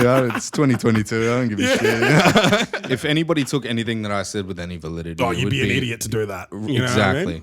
Because I believe wholeheartedly that everybody comes into this world the same way, right? And we are put through this path of ups and downs, troughs and peaks, highs and lows, all that shit, right? You've got some people that have like immediately their father leaves. You have people that have their parents die. You have like, who knows? You've got, everybody has a different like fingerprint kind of thing of their life. And you can't say that like because they are gay or trans or anything like that, that they're weird, because you haven't gone on their path, right? And if you were to go on their path, you would end up that way as well, right? Or you would have been born gay, or you would have been born feeling that you were in a different body, or like there's a lot of things that go on. No, absolutely. Sure, I can say what I say because I know in my heart that I'm fucking joking around and having a laugh and stuff. But when it comes to like, oh, he should be cancelled for that, or like whatever, I'm going through a discussion, right? And I'm with the boys, so like, if you've got anything to say about me, I'm sorry, but like, I'm fucking around. And I'm absolutely sure you feel exactly the same way. No, absolutely, man. And I think to a certain degree as well, like, you know, comedy for me, like joking, like laughing about things, is actually. I've done 2 performances, by the way. You've actually done some stand up. Jumped on stage. That's crazy, man. Yeah. That's one thing I've always wanted to do, but have always done from like, I'm like, I respect the art of comedy so much. Dave Chappelle, Richard Pryor, fucking David Hicks. Like the names. Bill Hicks. Sorry, not David Hicks. Who the fuck I was thinking of Dave Chappelle still. I love Dave Chappelle that much. Man. I said him twice. Goat, brother. Bill Hicks, fucking what's his name? Patrice O'Neill. Yeah, like, man, even down to the Joe Rogans and fucking Brendan Sharps and shit like that. Dude. They've got some good sets, they got some serious sets, man. Like fucking Patton Oswalt. Like, damn. Bro, he's such a weird fuck. He's a weird dude, man, but his fucking sense of humor is genius, bro. You know what I mean? Bro, there's Red Fox is one of my, like, is in my opinion one of the goats. Red Fox is like, he's got this classic joke where he was like, everybody should wash their ass. He says it this exact same way. He's like, ladies too. Cause look, when I'm going down there, my nose is only about 2 inches from the back. And this is in the 70s. Damn. In a room full of like all the richest Hollywood elites. Shit. And they're all just so uncomfortable looking at each other. We all have assholes. Yeah, and he's like, he just basically like called everybody out on their shit. Yeah. Because this is the 80s. A lot of people were doing cocaine and a lot of wild shit. Yeah, no one was trying to wipe their ass, apparently. So get your shit sorted. The shit's hilarious so that, because it's like, the point I'm trying to bring up with the whole Red Fox joke is comedy forces you to look at the things that they're joking about. And comedians are fucking brilliant at like pointing the finger at humanity and society. Like, if we don't do that enough and call each other out enough and make jokes, it's like when you're in a group of homies, for example, and one of those homies has got that annoying trait. Yeah. And you all tease him about it. Yeah. And then eventually that homie lets go of the trait. Exactly. It breaks down the ego. Right? It breaks down the ego. It's like, yo, bro, we're not coming at you in yo, bro, we're sick of your shit. Cut it out. Yeah. It's like, bro, remember when you did that, bro? Come on, man. You shouldn't be doing that. You know what I mean? Like, you joke about it in a way it's a nicer way to convey a message to get people to learn and move forward. Yeah. Yeah, for sure. Comedians have done it really well. And I feel like we're heading in a direction that could possibly stop people from really looking at what the fuck the issues are, you know? Like, okay, let me say it this way. Being black. It's called the Heyoka. Heyoka. What's the Heyoka? So the Heyoka is the sacred clown. Okay. Right? And the sacred clown is, so back in the day, in the tribe, it was, where is it from? Lakota. Sioux? Where's that? The Great Plains of North America. So, that makes sense. So it's like Native American. Native American. They used to have the Heyoka, and he would poke fun at all of the flaws of like the tribe leader and everything, right? Because it would break down almost like the realism of problems, right? It would be like, we're taking things too literally. Like, we need that person to literally like say like, oh fucking like your shirt looks like Yeah, whatever the fuck it is. Oh, you forgot to plant fucking corn last month, so now we're all fucking starving. We're all starving. Again. Yeah. What's going on now? yeah. So like, and You said we did the rain dance on Monday, but we should have did it on Sunday, bro. Come on, bro. Now we fucked all week. We ain't got no rain. you put your foot wrong, motherfucker. Yeah, bro. Come on, man. Yeah. So like, Screaming wolf, get your shit sorted. comedians these days are literally that. Yeah. So they're No, hayoko absolutely. for sure. I think that's the right way to pronounce it. I think too, man, you might have even, that's a good point with like jesters back then as well. I think jesters basically did the same thing, except they actually had like a job. You know I what think the jesters were a little bit different. I think the jesters were there for entertainment. They weren't to bring up anything literal. I know, but jesters, like, naturally, if you look at their, like, the character of a jester, even if you look in like old fucking medieval movies, the jester's always kind of been a piss taker. Oh, yeah, like, yeah. Taking the piss from the king, has been the only one that was allowed to joke about the king or the queen. Yeah. Because he's literally getting paid by them to make fun of people. Yeah. So, like, the jester's job was sometimes to be making fun of the other princes and fucking It's royalties. the comedian. It's the comedian of the Middle Age. I think Yeah. they've been extremely important for a long time. And I think the more and more we censor ourselves because of, pressure from outside, it forces us to drift further and further away from the truth of who we are. You know what I mean? For sure. Because, it's the most unconfrontational way to get a message across that allows people to really think on their own time. You know what I mean? Like, fuck, why did I laugh at that? It's actually, why did I take that so seriously? Yeah. It gets you to the point where you're questioning your own thoughts and your own narratives. Absolutely, man. And kind of breaks down like any resentment that you would have towards that subject. Yeah. Like a lot of people don't think about it or intellectualize that, like, most of the shit that you've got going on is like, if you're feeling a bad way about something, it's due to a self-resentment. Everything that you hate is a reflection of what you can't tolerate with yourself. Yeah. That's a good fucking point. Yeah. And I think with everything, most of the people, actually, to go back on what we were talking about gays and trans, right? No, it's serious, right? A lot of people can't handle people being so full of expression. Yeah. Being their true, authentic selves. Right, I see what you're saying. So the people that are super staunch against, like, because you and I are not the problem. Yeah. Joking about it, but then also respecting it is a very different place to come from than it is just viscerally hating something. Yes. And then you, like you're saying, you realize that that's because you're not able to do that. So you're resenting yourself and therefore resenting them in the process. Exactly. Yeah. Like maybe you've got a little bit in you that like wants to suck some dick. Yeah, exactly. No, absolutely, Yeah, bro. yeah. Or even like, I see this sometimes with the way people like dress, right? You might see someone like wear some like just ostentatious, loud, colorful, whether or not it's like some dudes now wearing flare pants and all this shit. And then a lot of people like me from my era, like the old school, like 90s era, like Baggy jeans and like yeah. sneakers and a certain kind of aesthetic, hats and brands like Nike and Carhartt and stuff.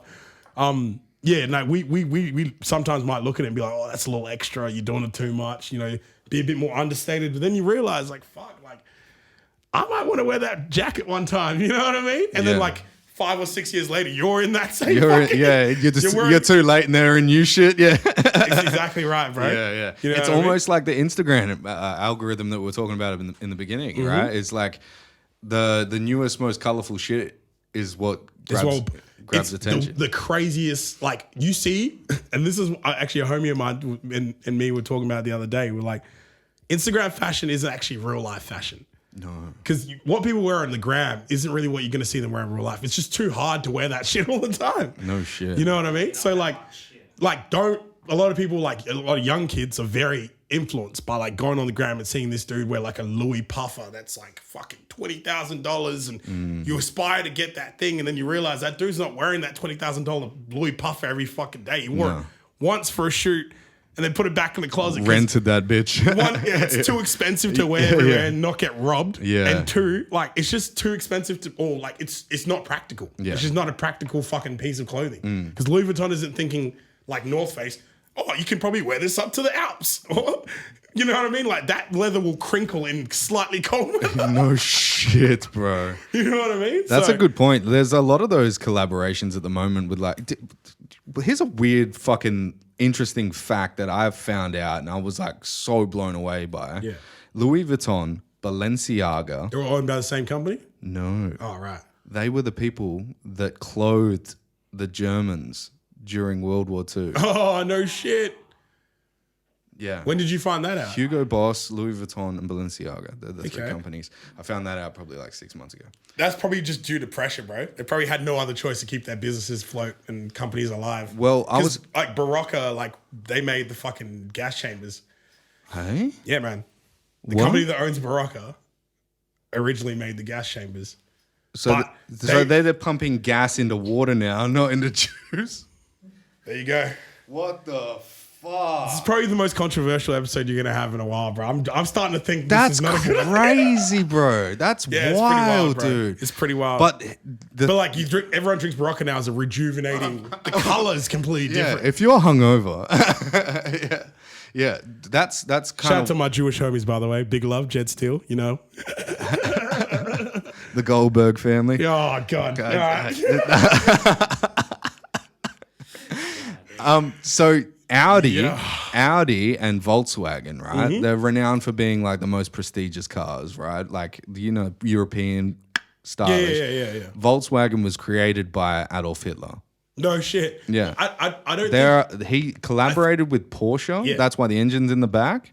So they wanted to create so Volkswagen means people's car, the car for the people. Yeah. Right. When Hitler was like pushing the narrative of like fucking world They domination needed from like a car that was specifically for the easy. blue-eyed, blonde-haired fucks. Yeah. Right. I mean, to be fair, like if you not for that sake, as far as the Volkswagen Beetle as a car, it is a very affordable, accessible, like easy to fix. Yeah. Like Volkswagens got turned into Think big. well, yeah. Well, Adolf was. That's a big fucking spin out. But Volkswagens in the 70s got turned into like beach buggies. Right. In the 70s, I think they tried to turn the whole German and Hitler thing around with the hippie movement because hippies are originally German. Like the whole hippie culture came from Germany. Yeah. Is that right? Because there's a lot of disenfranchised youth that were like, bro, we don't want anything to do with the ideology of Hitler. God damn. So they fully went like that's why like Germany today is probably one of the like more free love, free thinking. You go to Germany, you could just walk around naked in some places. No one gives a fuck. That's crazy. Did you know NASA Yeah. was in the 1950s, 70% of their workforce in the It was all the was German all stuff. fucking German Nazis. Yeah, dude, because they were fucking geniuses, man. The stuff that they were building over for the Nazis were genius shit. So That's they, some fucking crazy and then you really shit. think about it, right? Like America didn't give a fuck who was working for them. They just wanted to win the space race. So in their mind, hiring the most hectic dudes on earth did not mean shit. So that's why for me, I've always thought, fuck America, bro. Like, Yeah, no like, shit. They got like they got something. Americans are special people. Yeah. But fuck me, dude. That the entire like ethos of the American country is capitalism. Get ahead, number one. Yeah. And everything behind it gets left behind. And anyone knows that you don't just focus on winning all the time. So consistency is what you want. Yeah, And for that's sure. why a lot of countries in the EU just laugh at Americans and the way they go about things because everything is streamline ahead, get this done now. Like, Innovate. like quickly, let's go. Yeah, and yeah, it burns them out, bro. Well, that's just like it proves right that that's why fucking all of Californian wines are bullshit. trash, bro. We make, bro, in my opinion, I'm not even a wine drinker, but I know we have a better terroir, if Yeah. that's the word, in Australia than over Territory? No, there's a word. Terroir? Terroir. So it means air, sand. Oh, right. Yeah. What The conditions. what creates the taste profile of the thing that's grown yes, there. You know what I yes. mean? I think we have way better terroir over here. I don't even know if I'm saying it properly. Doesn't matter. Than they do over in California. They have smog issues, regular fucking flies.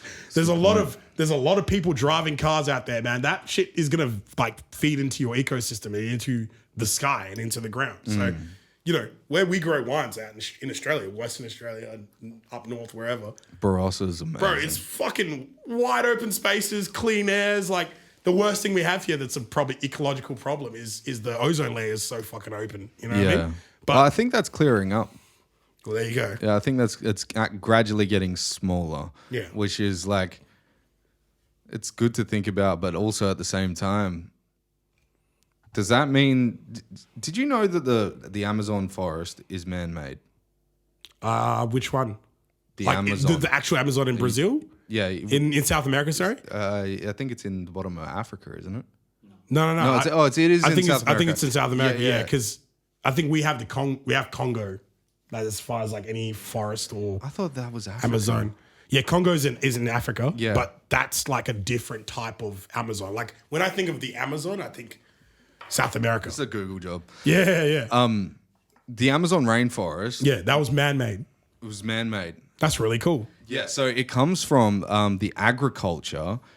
So they've done LiDAR scans of the Amazon rainforest, and at a certain point beneath all the shrubs and all this, like the dirt that's actually there now, the soil, it's not dirt, there's structures, and that's where they found like... Aztecs? no, it's... fuck, it always eludes me. Fuck, it doesn't matter. But they found these structures... Oh, fuck you.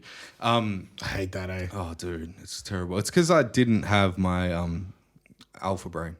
What's that?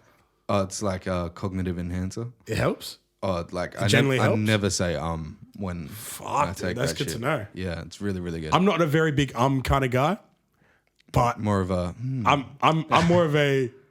Anyways. yeah. Well, I think it's that weed pen that. Yeah. So the Amazon rainforest was actually from agriculture. The plants that they built. Oh, they fucking planted. Sorry, like around these buildings were like left, and then they spread out. And I don't know if you know this, but the airflow that goes through the Amazon rainforest, right? The water that actually gets derived from there, once it evaporates, it creates ozone. No shit. Yes, and because they're pulling it down and they're planting like monocrop agriculture, like soy and palm and all that shit, they're destroying the natural rhythm to create ozone, which puts us in a very, very like particular place where our ozone is going to eventually dissipate, and we're going to have sun's just burning right through. direct sun. Yeah, No shit, that's fucked. which is fucked up. This is the first time I heard that the Amazon is man-made. I've always just seen it as this fucking beautiful work of nature that should not be Fucked with. But the fact that we created something so awesome and then now turned around and fucking shit on it. Like, was that like some old like fucking Mayan or Aztec fucking Exactly, Mayan. civilization? Yes. That makes sense. And then obviously, because what I know about Mayans isn't fucking nearly enough, but I know that Mayans were way, way, way more advanced than we are now. Do you know what destroyed the Mayans? What, the Spanish? Well, I'm pretty sure the Spanish were partly do you know what they brought with them that killed them? like the idea of like currency, right? No. What? Syphilis? Yeah. Oh, no Sexually shit. transmitted diseases. Syphilis, yeah. Yeah. Nah, syphilis That's is one of the what worst smallpox ones, bro. Yeah. wiped them out. Yeah. Absolutely destroyed them. Yeah, it's wild shit. Do you know what happens when you have syphilis and it goes untreated? Well, it just creates little fucking craters on your body, doesn't it? No, it eats away at your flesh. Yeah, that's what I mean. Like creates craters. Predominantly on the head. Oh, Jesus. Do you know that back in the day, and I'm just dispelling information that I've heard from somebody way smarter than me, reliable sources, that do you know like back in the day, they never had rock stars and stuff. It was always the people that were the highest ranked people. So like judges and stuff, right? They would get all the pussy. And because they had none of that, hey, you'll fucking roll it over here. Because they had no penicillin or anything to treat that like syphilis, they would get all the pussy, they would get all the syphilis. And then, right, they wouldn't get it treated and they would start getting holes in their heads. So they used to wear wigs. The wigs, yeah. And that's where the white wig comes from, the big wigs, right? Yeah, the term yeah, big yeah. wig, it comes from that. And their powdered wigs were perfume powdered. So you couldn't smell the rotting Rotting skin, flesh yeah. underneath it. Pretty sure Joe Rogan, I remember an episode of Joe Rogan. He said Remember it. he mentioned it, yeah. yeah. I'm pretty sure I listened to it on. He had like some lady come in, like historian, and explain it to him. But I think she the also blonde mentioned girl with the Victorian medieval shit. I that she think was talking about. I think so. And then I remember she referred to some of it as well was because back then treating like head lice and things like that was just impossible. So what people would do is just shave their heads, and then wigs became more. If you were rich enough to own a wig, you would get a wig. So then poor people thought that's what everyone's supposed to do. So they would do the same thing. So wigs became more popular. But the syphilis thing is way grosser. It's fucking disgusting. Fucking filthy. I'm sorry, but this is another thing that like gets my fucking gears going. Let's go. A lot of tribes were fucking good, bro. We were good. Yeah. We had no issues. Yeah. Syphilis. Colonization. Colonization just came in like a plague, like it is. Just started spreading syphilis on all our people. It's fucking horrible, bro. Yeah. And then you have like the reason why I mentioned when you mentioned why the Mayans got decimated, and I mentioned obviously the concept of currency is like, I mean, realistically, if it wasn't for the currency or money or the exchange of something, goods, slaves wouldn't have existed. The whole point of slaves wasn't actually to enslave people because of their race. It was to have more workers, and having more workers meant currency. You had more of something that someone else didn't, so you could trade that thing. So like, I'm just like, fuck, bro. Money's fucking horrible. The paper chase is what got us to where we are now, and we still haven't learned. Well, money is the same thing as Instagram, right? Oh yeah, the whole attention thing you were mentioning. Like, I mean, to be honest, like, I don't think it's money. I think it's commerce in a way, like to a certain degree, like any form of exchange that isn't just bartering. Like, hey, here's my phone. I want your laptop. You need a phone. I need a laptop. Here you go. Boom. Yeah. We got our chain. My thought on it was money is the same as Instagram in that money is a platform to produce something else. Instagram is a platform to produce something else. It's how you see it, right? Yeah, if you think it's the worst thing in the world, all you're going to like feel when you're on there is the worst, thing in the world. yeah. When you are low on money or high on money and you think money is the problem, it's not the problem. It's how you were treating the money. It's the reflection thing that we were talking about before. Now, the implementation of did you know that the first currency ever was mead, beer? Yeah, no shit. That's crazy. Yeah, so like 10,000 years ago, that was what they would trade. They would trade. You want to do something for me? I've got all this ale or beer or whatever the fuck. Pretty sure it was mead. They used honey, fermented honey. Yeah. And then they would pay the person in alcohol, right? Because we've been perturbing our consciousness for millennia. So why wouldn't we just continue doing that, right? That's why they've got that cut stuff. You know, cut? Have you heard of cut before? No. Cut is a plant that they chew in South Africa. Not South Africa. Oh, chat. Cut. Chat. Yeah, chat. Have you seen it? Yeah. We know what chat is. Yeah. And It it's like like turns your mouth meth. red and shit. Yeah, and it's Yeah, like I know the meth, stuff. right?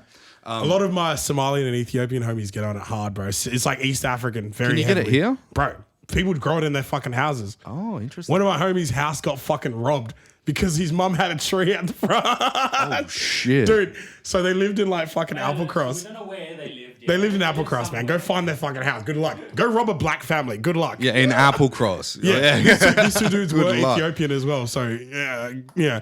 Anyway, so two, like... You ain't running away from those motherfuckers. Bro. Doesn't matter how far you go. To. You could be in a car. Yeah, bro. It'll take them 3 days. They're getting there. Yeah, man. His mum had like his mum and dad had been growing one at the front, and like uncles would come over on the weekends, and they'd all just sit in the garage. Bro, old African men love to just sit around, talk shit, and get high on something. Yeah, whether yeah, it's yeah. coffee, cigarettes, shisha. Yeah, as long as everyone's doing it. Look, we're all doing it, and we're all fucking chatting shit Yeah. for the next 6 to 7 hours. Yeah. In the cold. You know why it has to be outside. I love it. Because the wives are inside, you feel me? Yeah. That's like a favorite pastime. Just chatting shit. I think that's why black people are so good at fucking talking, bro. Yeah, bro. we've mastered the art of doing it in the moonlight for fucking hours. Yeah, so a lot of my homie's mum was growing a tree out the front. The tree got really big. It started to become like big enough where people could just come over and grab some and go. And you wouldn't notice it. Yeah. You wouldn't notice it. It was cool. So these two old Ethiopian dudes were like walking, scouting the house a few times. They're like, "Fuck, we gotta get this tree." So they just jumped the fence, bro, chopped it down. My homie was just waking up to the sound of them chopping it down. Holy shit! They just dipped, bro, and I was like, "Fuck, that's a heist." Yeah, that's a heist. You really had to know what you were doing and what tree, down to like, you know, what blade you want to cut with it. That, like, you know efficiency, what I mean? so you don't make too much noise and shit. Because like all they heard was 2 bangs and the tree was gone. And I'm like, if you're chopping a tree down, it's got to be more than 2 bangs. Damn. So yeah, there's a chat is available if you need to find it. There's a tree that they planted in Kings Park, an acacia tree, and Acacia, that's DMT, right? The next day, are you amazed by how much I know right now? No, I'm not. No, you're pretty switched on, bro.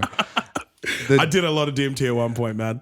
Isn't it amazing? Oh, it's bro. I think hallucinogenics is what made me who I am today. And I don't mean that as like do hallucinogenics and it will change your life.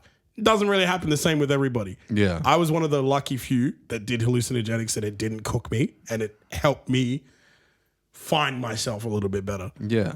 I think under the right circumstances, with the right people and the right energy going forward, and I mean that by if you're around friends and family, people that love you and support you, and you know you can be extremely vulnerable in front of those people. For example, if you can be naked in front of that group of people and not care, you know that's the right group of people to be doing the hallucinogenics with. Yeah. Also, an administrator. It's a tool. It's a tool. You need an administrator, someone that knows a little bit about that you feel confident in, telling you that things will be okay while you're on it. And also you need to be in a comfortable space. Don't fucking do it and expect yourself to go out and go see colors and fly through the air. And nah, bro, that's not the plan. No. You need to genuinely be exploring this thing to try and find out who you are and what you're trying to get to. And I think it definitely works, man. It has its fucking amazing powers. But have you ever done like the hero's journey, like 5 gram mushrooms? No. No? No. There's one thing that happens when I've done multiple. Mm-hmm. There's one thing that happens where your sense of self gets removed from not just from yourself, but from reality. Yeah. Right. So you start to see everything as it is, not for how you see it. Mm-hmm. And when you really look deep inside, you find that you're connected to everything. Yeah. Dude, not I had just that experience like on this LSD. table or like I'm talking everything. You think about stars and like how the energy of a star, like fusion of energy, like it sucks everything in to make it shine. We have stardust in us. Exactly, we do. It's like full circle moment, you know? Yeah, like, no, I know what you mean. Neil deGrasse Tyson says that we're made up of 4 like compounds, which is nitrogen, hydrogen, oxygen, and what's the last one? Fuck nitrogen, knows. hydrogen, carbon. Oh, carbon. Yes, because we're carbon based. Yeah. The world and the universe and the stars and the galaxy and fucking everything interstellar is literally made up of the same shit as us. Mm-hmm. And when you break down the sense of like I'm this person hanging off this world, when you pull up or like away from the idea that you mean something, it's fucking powerful, hey. Oh, dude, man, I had this moment where it gives meaning to other shit. Yeah, right. I had this moment where I was fucking tripping balls off LSD. I was tripping balls off LSD one time, and then I walked downstairs because I was this is with my ex at the time. I walked downstairs and looked at the fridge. I was like looking at the fridge and like just looking around me, and I started to just get this weird emotional draw towards the fridge. And I was like, what the fuck's going on? So I walk up to the fridge and I touch it and I just feel this like jolt of power. And I'm like, fuck, man, the fridge is such an important part of the household. It's like one of the only things that like everyone in the house will go to at one point in the day. And like, you might actually bump into a family member at the fridge. Oh, you're trying to grab something. Your mum might be cooking dinner. You might be going to just grab like a fucking can of Coke, say hello to your mum. It's like this weird thing that is such an inanimate object. Like, but everyone like almost communes around this thing. You know what I mean? Like during Christmas, your mum and grandma by the fridge, like grabbing the prawns out, putting it on the table. Your dad's trying to grab a beer at the same time. Do you know what I mean? Like, it just gave me this weird, overwhelming feeling. And then like you were saying, you start to realize everything is connected to everything. You're like, fuck, inanimate objects mean shit. For real. But that's the wildest like, obviously thing. You draw further and further away from it. And, you know, there's this classic video that Carl Sagan did a long time ago. And it's fucking like The Power of 10. And he starts off with like this fucking couple sitting on a picnic fucking blanket, and it zooms out like 10 times every 10 seconds, and it just keeps going and going and going and going and going and going until you get to like these 2 dots in the fucking space, and then those 2 dots become billions of other dots, and all those dots are fucking not just planets, but now they're like stars. Then they're not so, Oh, they're galaxies? They're galaxies, Fuck. And then those galaxies become billions like of other galaxies in one galaxy. Yeah. And then he starts zooming back in, and he keeps going and going and going and going 10 times every 10 seconds. It zooms down into this guy's arm, down to the fucking like cells on his arm, down to the molecular cells, and it just keeps fucking going until it hits quarks and gluons. This thing that looks like space again. Yeah. And then you're like, what the fuck? Yeah. That video, I feel like, should be played at every religious school, every church, that should be the first video you see when you wake up every morning as a human being. I feel like perspective, right? It puts you on your hole. It's like, yo, shut your fucking mouth. You don't mean shit.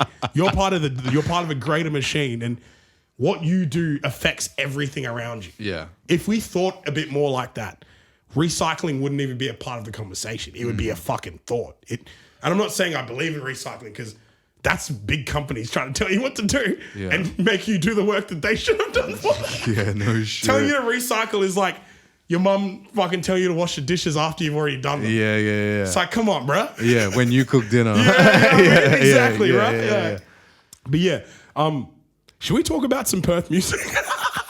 Yeah, fuck it. Doesn't matter, bro. We can talk about anything. So you're managing now? Yeah. So like to digress like directly. Just completely. Let's go. So you're like a manager now? Yeah, LSD to management. Yeah, bro. Yeah, multifaceted dude. Very. Fuck yeah. It goes deep. Very interesting person. The well goes deep. Yeah, so I've started taking the managing side of things a bit more seriously now than I used to. I used to manage Zero MC for a little bit, and he was like kind of the only dude that I was working with. But yeah, now like that at the time, it was just me trying to figure out what I was doing. And I still think I'm a long way from calling myself a manager. Mm-hmm. I'm just what's the word that makes sense of what I do? I'm a helper. I'm a fixer for the artists. So for Blue, for example, it says I'm his manager, but I'm just there to guide and help in what he needs me to do to help him get to the next level. Yeah. Blue came to me probably 3 or 4 months ago. I hadn't put out any music yet or nothing like that. And it was just like, hey, I want to try and put out some music. How can I do that in the best way to get the most, like, not attention, but get it out there the best way possible that I can do. And we just sat down and figured out things that worked. And I just used my network of people that I knew, reached out to everybody that I could that made sense. And some people got back to me, some people didn't. The people that got back to me, I worked with, and we just kept growing from there. You know what I mean? We were lucky enough to have someone like Steve's just fucking drop out of the sky. Yeah, right. Dude's an angel, man. Yeah. Like, for real, he's been through some shit. Yeah, dude, he's a fucking solid dude, bro. I'll have him on soon for sure. Yeah, nah, for sure. I think it'll be important to have him on. I'll probably be sitting off to the side of that interview as well. Come down, brother, for sure. I'm gonna have 2 more mics set up with cameras over here. I think it's a good idea, bro. Yeah. I think you'll have a bit more of a round table feel to it. You know what I mean? Yeah. But honestly, what you have now is, I think maybe it's sufficient. There's room for both. You know. Yeah. Sometimes you don't want too many fucking voices in the room if no one's saying anything. You know? Well, there's a lot of people that I want to talk to just because I want to talk to them, right? Yeah. Like, if they bring people, they bring people, but like, it doesn't always have to be, you know. Like, the people I brought just so they know what to do. yeah, they're like your entourage. You rocked up with like 2 people. I'm like, okay. Yeah, so Meezy's with me everywhere I go. Yeah. You've probably seen him everywhere I am. Literally same place. Yeah, literally all the time. Yeah. And Blue, we spend a lot of time together. Like, Yeah. We're not just like, it's not just a manager and artist relationship. Like that's my guy, you know? It needs to go deeper than that. Oh, it does. And I think sometimes it shouldn't. I think sometimes you got to actually just make it all business related. And I think I've had to learn that the hard way. But with someone like Blue, Why is that? I think sometimes there can be a lack of respect for what you do as far as whether you're the manager or you're the artist. Because you're such close friends, you just expect something from each other. Yeah. And then you start to forget very quickly about how important you two are to each other and how integral you two are to getting the job done in the greatest sense. You know what I mean? Yes. So, you know, for example, like if you're best friends with someone that's a really good basketball player, you start to think less of them as the basketball player just in general because they're your best friend. Yeah. So like when they dunk on someone, you've seen that 1,000 times. Yeah. It's like, cool, whatever, man. It's easier to disrespect the relationship. Boom. For sure. It's much easier. It's much easier to disrespect the work relationship because the friendship relationship is... That's what I mean. You know, you solidify that. That's Yeah, fine, you know? exactly. So I think the way it happened with me and Blue is we gradually, like, became closer friends. Like, I've always known Blue for a long time because his older brother, Figaro Jones... Yes. is Shout one out of, Figaro. Yeah, one of the greatest artists to come out of Perth, in my opinion. Fucking amazing. Amazing dude. He's on a different fucking level, that guy. And I can't wait for him to either come back or just get some shit going over where he's at the moment. Is he pushing it hard over there? Oh, he's pushing fucking hard. I think he's just, you know, people have their time. Yes. It's not his time just yet, you Yes. know? But It's that building to plateau kind of thing. that's right? it, bro. And I think if you don't give yourself a fucking cutoff point, doesn't matter, you know? I look at Griselda, you know, Benny the Butcher, fucking, what's his name? Conway the Machine and West Side Gun, those three dudes, 40-year-olds breaking into the rap game in 2019, 20. Yeah. Have you heard Liquor Store Church? Haven't heard that yet. Oh my days. I've got to say, I've been lacking the last month or two on listening to new music because I've been so busy. Yeah. Trying to Your fucking... schedule's fucking hectic, It's bro. fucked, bro. But yeah, so back to the managing thing. It's like, yeah, so me and Figaro have always been, like, we've been good friends. We had been good friends before he left to go to Sydney. And we actually became good friends, funny enough, at a time that we were both, like, having the worst time in our lives. You know what I mean? Right? So I think, like, that's why me and him have always, like, had that sort of affinity for each Trauma other. bonding. Exactly. Yeah. We bonded off a hard time in our lives. And, you know, Alvin was, I mean, Blue was there. Blue was there since day one. Yeah. He saw that shit going down. And before Fig left, he just looked at me and was like, bro, make sure you look after Alvin or Blue before you leave. Make sure you look after Blue. You know, just keep an eye on him. Yeah. And, like, whatever he needs help with, you just help him out. And Good big brother, man. Yeah. Yeah. Solid. Oh, and the way Blue is because of the way Fig sort of, in a way, raised him because, you know, family network's a little bit different to the average person. Yeah, yeah. So I think Blue Alvin explained that on the podcast when he was on. Yeah, a little bit, right? Yeah. I think, like, Blue is a fucking well put together human being, bro. He carries himself with a lot of respect and, like, what's the word? It's like a king. When a king walks around, he has king energy. Yeah, his demeanor shows that, like, he's approachable. Boom. But also he can tolerate a lot of shit. Yeah. Yeah. And he's extremely aware of, like, what he's doing. He's extremely aware of his surroundings. And Yes. it's really rare to find someone at that age with that, like, sense of maturity. So, I'm you know, shout out to Fig for that, but also shout out to Blue for approaching me at the time that he needed, and also at the time that I wasn't really managing anyone or doing anything at the time. So, yeah, like, Fig was like, look after my bro. I was like, I bet whenever you need, bro, whatever you need, I got you. And as soon as he said, I need your help, I didn't hesitate. I didn't think about it. It's like, yeah, cool. I didn't know what I was going to do for him. I didn't know if his music was any good. We were just trying to figure it out, and we're still just trying to figure it out today, Bro, he's man. Figaro Jones, brother. Yeah, bro. For me, I was like, there's got to be, you got to have some understanding, because one thing for me and Blue is, like, I know Blue's talented in other ways. Like, I know he's got a really good eye. He can be really good with photography and editing. Oh, wow, yeah. He's got a good graphic design eye. He can DJ. So he's technically just fucking proficient. He's a proficient dude. And I've seen him record his own songs on his own at the computer. Like, doesn't mean much nowadays, but, you know, it takes a lot. Yeah. It's a lot of mental fortitude to be able to do things on your own and build on your own. But yeah, so with the managing side of things, I started working with Blue, and then like over time, Stan Caviar, who's another artist that I work with. I'm having him on soon. Yeah? Yeah. Fuck yeah, that's awesome. Me and Stan have yet to do our first big project, but Stan and I spend a lot of time on the phone together conceptualizing things and talking about what we want to do. And the next thing that we're going to do is going to be really cool. But I think the way I approach my relationship with Blue and versus Stan are two very different things, you know? Me and Blue are close. We spend a lot of time together.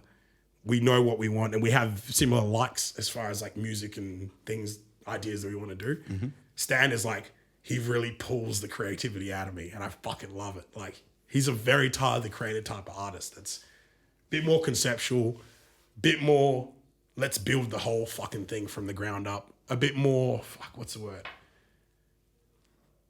He's just an artist through and through. Yeah, you know what I mean? Right. He wants a say in everything that goes down. Boom. Yeah. And like I think Blue's similar in that sense, but Blue's like very like his idea of is getting the job done. You know what I mean? Stan's like, let's just figure it out. Yeah. That's that independent fucking artist mentality, right? Yeah. It's like you kind of want to like, because I talked to Marksman Lloyd about this, and he's like, we don't need to prescribe to the standard fucking like put a song out every 6 weeks and do a video. He put out The Water 2.0, and he first brought that out, and he was like, I don't like it, so he withdrew. He withdrew the song. Bro, I had the interview with him probably like maybe after you did or before you did. I can't remember, around that same time.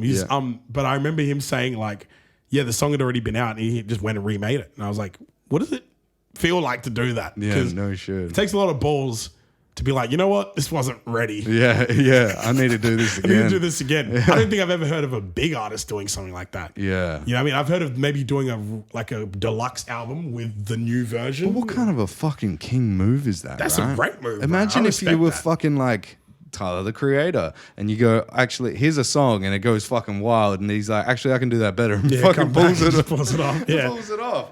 That would be a wild move, and no one. No, I don't know. I've never heard of it. You know what I think that is, man, and this is the one thing I've always wanted to say. On record, the Perth music scene is a very Wild West type of place. Nothing has been discovered yet. No one has been discovered yet. No one knows what they're doing, and no one has an idea of where it's going to take them. So everyone that does anything over in Perth or here in Perth is all just them figuring things out. And that's what's so different to us and any other scene in the world or even over east in Australia. Sydney has a fucking industry. So you know if you make this kind of music, you can get to this kind of place if you know these people. Yes. Melbourne, funnel to Sydney. Brisbane, funnels to Sydney. Do you know what I mean? We're so far removed, so far away that no one knows what the fuck we're doing. We don't know what we're doing, but we have these fucking artists that are like Marley Jose, Adrian Zuke, fucking Perry P, like Shadow. Like fucking, I could go down a list of artists that are all different, so different, but are so good at their fucking thing that they do. That's a good point, man. Like, and you can't tell me there's any city that doesn't. Like, Atlanta has all the Migos and all the littles coming out of there. Yeah. And I'm not even joking. Like, I love those dudes. I fucking love Young Thug and I love Lil Baby and like Dirk's from Chicago. But Chicago, my bad. I love those dudes, bro. I fucking froth their music, man. So it's not even a slight. It's just they have something that they know. If I can do it this quality, I'm gonna get to this. Yeah. No one knows what they're doing in Perth, and that's what I love about it. That's the thing, right? Like. And let me preface that. Everyone knows what they're doing. No one knows where it's going to lead them. So, like, there's no game plan. There's just the art. Yeah. There's just, I want to make this thing. I'm going to do that. Well, Day One's from Rockingham, right? I didn't know that. That's crazy. Yeah, he's from the Southwest, which is wild to think about. Like, even the guys... Like Day One's so different to all the Sydney guys because they're all like pushing drill or either pushing drilling. He's very rap heavy, like MC type. Yeah, but he's got that singing voice too, man. You know, and it's like he's almost like that, like the breakaway artist from Perth, where he's done his own he has done bullshit, but like he's found his sound and he's really, really like knuckled down, done the work, and really pushed it to a point where if you're anywhere in the world, he went Yeah. to Abu Dhabi, bro. That's crazy. And like his songs are blowing up. He just brought a song out with no, it was a fucking solo song. It's one of my fucking favorite songs. No, it's not. It's with Cahooks. Yeah. It's called Mbappe, and it's a Mbappe, fucking yeah. and it's a fucking Mbappe's like a French player for PSG. yeah, He's a striker, yeah. Like I shoot my shot like my name's Mbappe. Yeah, I love that. So he did this song, and it was like I think it was within like 2 weeks. It had like 2 million views. And, That's crazy. And he's like doing Day 60 one. Day one, bro. He's doing $60,000 fucking festivals. He's gone around Australia with like Hooligan Hefts and I don't know why DJ I'm Havana thinking Brown. Fucking Rops One, bro. Day One is amazing, bro. He's a crazy artist, man. Whereabouts? Do you say some Rockingham? Like Rockingham. That makes sense. FMB boys and stuff like that will probably know him then. Yeah. That makes sense. Yeah. Yeah. I fuck with FMB boys, by the way. Yeah. Okay. I'm gonna have them on soon. I've Yeah. just got to get this fucking sorted out. Yeah, bro, So, you need way more space. Those are big boys, those are man. big boys, brother. Big J, fucking Sienna. Yeah, and, Big J hit and- me up, and Danny fucking, T? is an amazing dude. Oh man, Big J is fucking. All those dudes, man. Those 3 dudes are some of the like the most humble, chill dude, like rapper types I've ever met. You know what I mean? Yeah. Like I got a lot of love for those boys, man, and they always support me as well. So shout out to FMB. The love goes around in Perth, man. Oh man, within the right circles. Yeah. Well, that's the thing is you don't want to work with anybody that like you don't have respect for, and you normally don't have respect for the people that don't have respect for you. No, absolutely. And the city's too small. Yes. Word carries around, man. I think that's with me as well. Like, I pride myself in like treating everyone the exact same. Yeah. So when someone says something about me to someone else, I don't have to worry about what you're saying. I know I did the same thing with you that I did with the last guy. Yeah. You know what I mean? Yeah. So you're like, yeah, consistency in like the way you treat people and just being a fucking good dude, man, is good business. Well, that mentality gets lost in a larger like city. You know, bro. it becomes like almost like the entertainment industry is a platform to break away from the rat race of everyday life. Everybody getting stuck in traffic and doing a 9 to 5, and then getting stuck in traffic again just to do it all the same the next day. Yeah, and then you're given this world that's like you can do fun shit and get paid a lot of money too. Yeah, exactly. And Fucking crazy. yeah, but people go into it with this mindset of like, there's not enough. You know, like it's going to run out. Yeah. But that's not true. You know, like just because one dude's popping off, you don't talk him down. You bring him up because like if you make him feel good, Yeah. he's going to make you feel good. Or like, Man. not even that. Like he's going to continue his career and then that's going to piggyback your career if that's what you're looking for. A perfect example is YSL, for example. Young Thug, you know, is a massive rapper, one of the biggest to come out of Atlanta. He starts a record label and all he does is just hire younger rappers that aren't as big as him to help build the label. Eventually, the next rapper that comes up, Gunna becomes a world-class artist. true. Then you have Lil Goddard and all these other dudes. Fucking R.I.P. Lil Keed. Lil Keed was probably the next guy to blow up out of the crew. Did he get killed? Yeah, he got killed literally around the same time YSL was getting locked up. So it's a bit of a fucking mazza, that one. Damn. Shout out, yeah, free YSL, bro. I love Young Thug and the whole... Young Thug speaks to the black guy in me. Like He's the like this the is like a street like Nipsey Hussle of Atlanta kind of thing. Yeah, no, I feel like to a certain degree you could say that, but I feel like Nipsey Hussle really was about the building infrastructure, working with the government to try and create fucking systems in place to change things. Yeah. Changing the way gang culture was and is. Like Yeah. Nipsey really took He that. put himself in the community. He put himself in the middle of it. That's why Yeah. he was still walking around with no fucking bodyguard and getting shot in his shop because Was it in his shop? yeah, man. Damn. In the shop. And apparently I heard from someone I heard from, you know, sources that I've not personal but Yeah. internet document sources. Yeah. Apparently the guy that shot him didn't kill him straight away and he was like, "Yo, nigga, you didn't shoot me. You didn't kill me, nigga."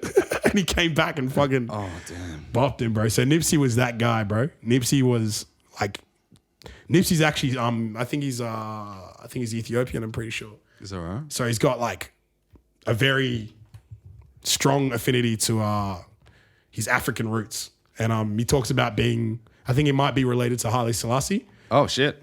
That's Yeah, crazy. he might be a descendant of him. So he's very he comes from a very regal cloth of, Yeah. of Ethiopian people. But Wild. yeah, so There's all too much of that right now, though. Like What is killing. Like, it's a full circle back around to exactly what we were talking about at the start of this podcast was the way that gang violence is like appropriated through the culture. I'll be honest with you, man, and this is like conspiracy hat coming on. I think with certain rappers that have been killed in the last few years, the ones that had more ownership over their stuff ended up being the ones that died. I feel like it's not just the rap game or the gang violence. I feel like that's an easy opt-out. I feel, for example, Mo3, Nipsey, fucking Young Dolph, and also Draco the Ruler. All those dudes own their masters. All those dudes, all those dudes were funding their neighborhoods immensely. They spent it. All those dudes didn't move out of their neighborhoods. They stayed. They stayed to build as much as possible, even though there was still gang shit going on, people threatening to kill them. They didn't. No one was shooting them in their block because everyone respected what they were doing. Why the fuck would anyone just come and shoot him just because? You know what I mean? That's probably the same reason as to what, like, the conspiracy theory that Tupac was killed by the government. Oh, absolutely. Because Tupac was killed by the government, bro. He gave the voice to the people, right? He wanted better for the black community, but the sense of racism that's built within America is always trying to keep the blacks down. Yeah, and I think to a certain degree as well, the way Tupac talked to people, like, because in some of his songs, he wasn't just saying, you're in this situation because of the government or because of the white man. You're in this situation because sometimes you have to take self-responsibility for what you're doing. Yeah. He straight said the shit as it needed to be. He talked about, you know, young women being raped in hoods by like fucking older gentlemen that should know better. You know, like he talked about serious shit that people looked at each other, looked at themselves, and were like, "Fuck, we need to make a change." Yeah. But I also think Good song. Tupac and Biggie, that whole situation was like another thing. Like I'm talking about Young Dolph and Nipsey and stuff. Those dudes had too much ownership over what they had, and their growth was so quick and so uncontrollable. The labels, either the labels had something to do with it, or at a greater sense, the labels and the FBI. Yeah. I agree. Which essentially they all work together. Everyone's making a lot of money. Like, I don't want to be the crazy fucking tin hat guy in the industry or whatever. It but makes logical sense when you really look at it, right? no, absolutely. There's a lot of like that's probably as to why the same reason as to why it's so easy to open up an alcohol shop inside the hood, inside Compton and stuff. Like on that's where that song "Liquor Store Church" comes from. Yeah, right. Because you're either going to church or you're going to a liquor store, yeah. right? You're either Absolutely. finding God or like, and that's the path that's like set because the black people aren't just black. No. They're people. Yeah. You know, Like, and look they at how want purpose, right? That's human nature. It's human. Yeah, it's a natural thing to want better for yourself. Exactly, and if you're put in an impoverished community that is constantly like threatened by the tyrannical government, the police, right? And you feel like, oh man, the only way to like fucking go about my day is to constantly like be strapped. If I'm worried about the police, I've also got to be worried about the other people that are just like me who are also worried about the police. They're strapped too. And then let's not forget that the guy that runs a corner shop looks at you like a certain way. So he's strapped too. He's strapped too. And it's Everybody's strapped. it's a full circle, right? It's fucked up. It's fucked up, man. Man, like I think the whole gun reform and gun control in America just comes down to as simple as this. There's too much money being made by selling guns in America, unfortunately. Agree. If you took guns away, it would literally nosedive the economy. Yeah. And it's too late now for them to stop. I think the only way you can do it properly is by fully regulating guns. Like regulating it to a point where if you own a gun, there's a barcode and a fucking like a microchip stapled to that gun that tracks it from its beginning to its end of its life. Yeah. Simple as that. That's all you got to do. If someone learns how to hack those guns, so be it. People learn how to hack computers all the time.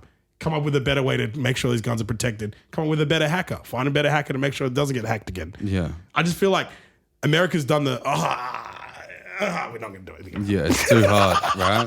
Because they have so many guns from like the old days, even like 20 years ago that like, You could like be an old 80-year-old person and have like a fucking, a 22 sitting in your closet. Yeah, and that's just there still. Yeah, and you get robbed and it gets taken and it gets used in a murder. They're not going to come looking for you. Nah, bro.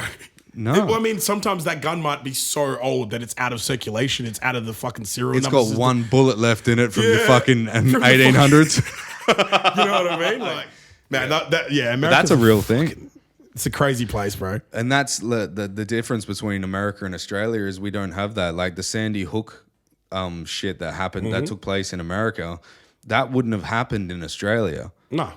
Right? Well, I think realistically, bro, in Australia, like we don't just have automatic weapons, first off. We had Port... I think we've had one shooting that completely changed the course of... Yeah, my parents did the tour of the place that it was the shooting was held at. It's in it's not Tasmania. It's like very, very south Melbourne, I think it is. Yeah.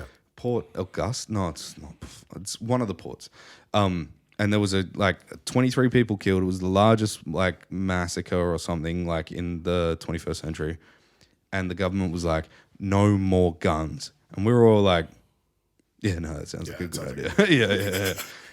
We should all do that. Yeah, it sounds like a fucking pretty good idea. But in America, that shit's so common. Yeah, I think happens also, every day. Also with America as well, let's think about it this way, man. Historical value definitely comes into conversation because in Australia, like... Just want to pull the mic in. Oh, yeah, sorry, bro. In Australia, like, you find, like, we're a pretty young country, man. We haven't been through the worst thing that's happened to Australia is the way we've treated, not us specifically, but the government treated Indigenous people and the land. In my opinion, it's all systemic. That's the biggest issue in Australia is sorting out the ownership over the land, and these mining companies need to figure out like how to actually distribute the wealth because it's too late now to just close the mines. Yeah, let's redistribute the wealth. Yeah, it's not gonna hurt your bottom line that bad if you cut it in half, split it with the community, find a way to redisperse that money that's not just giving it to one elder or one guy or this person to share it around.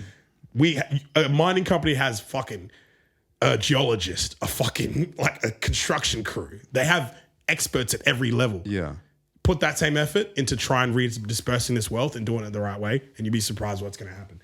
But outside of that, you go to America, like, man, America was built on like old English people leaving, conquering the fucking and decimating all the Native Americans and then creating their own country. Yes. And then the French eventually came and tried to do the same. Spanish has tried. Most of it's just mostly old English people that created America. Yes. The America we know, the modern day America, because prior to it, fucking, they were already Native Americans. Yeah, no shit. Happily doing their thing and running around just chilling, bro. Everyone was happy before that. But already the American ethos and attitude towards protection of ownership is so intense because they don't own the land that they're on already. Like the ancestors came in, took it. Now we have guns to protect it from the English before they come take it back.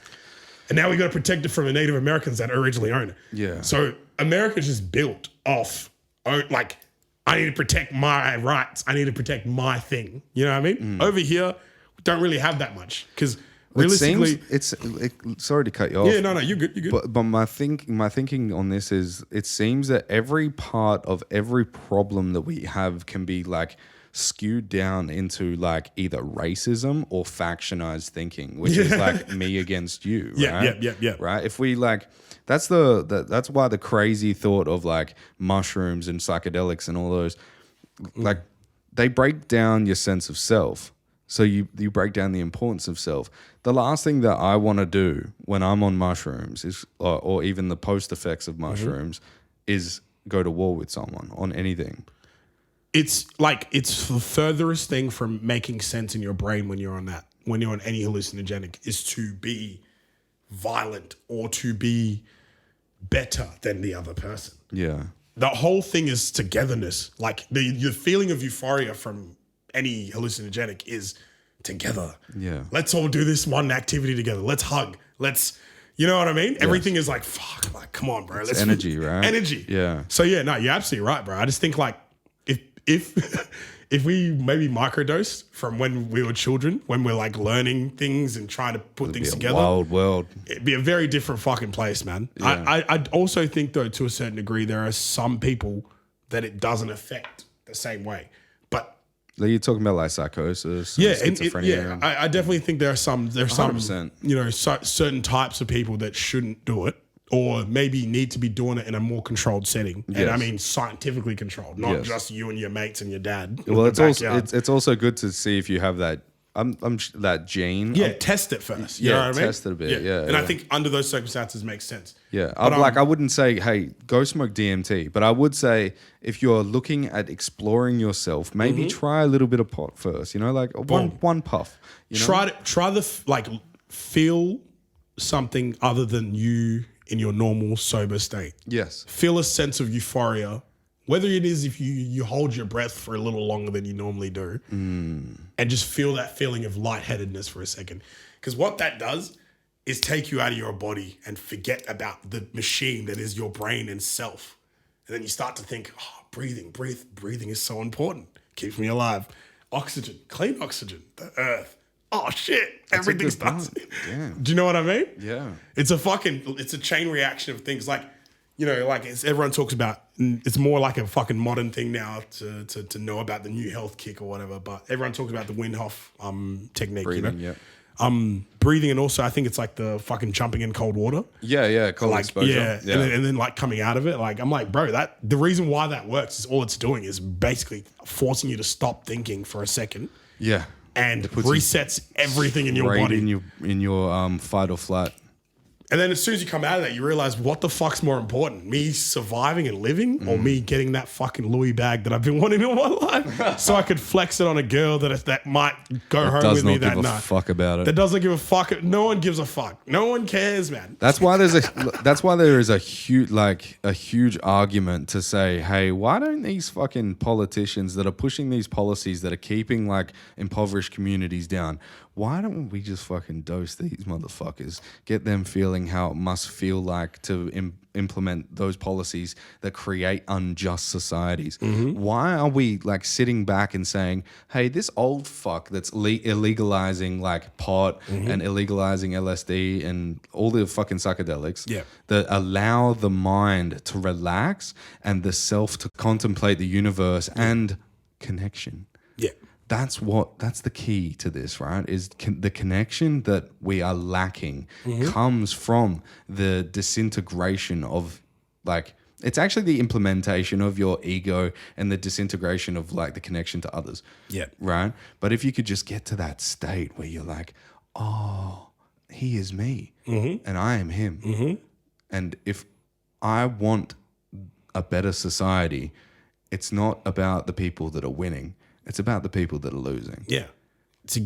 Let's help them catch up to where I'm at. Yeah.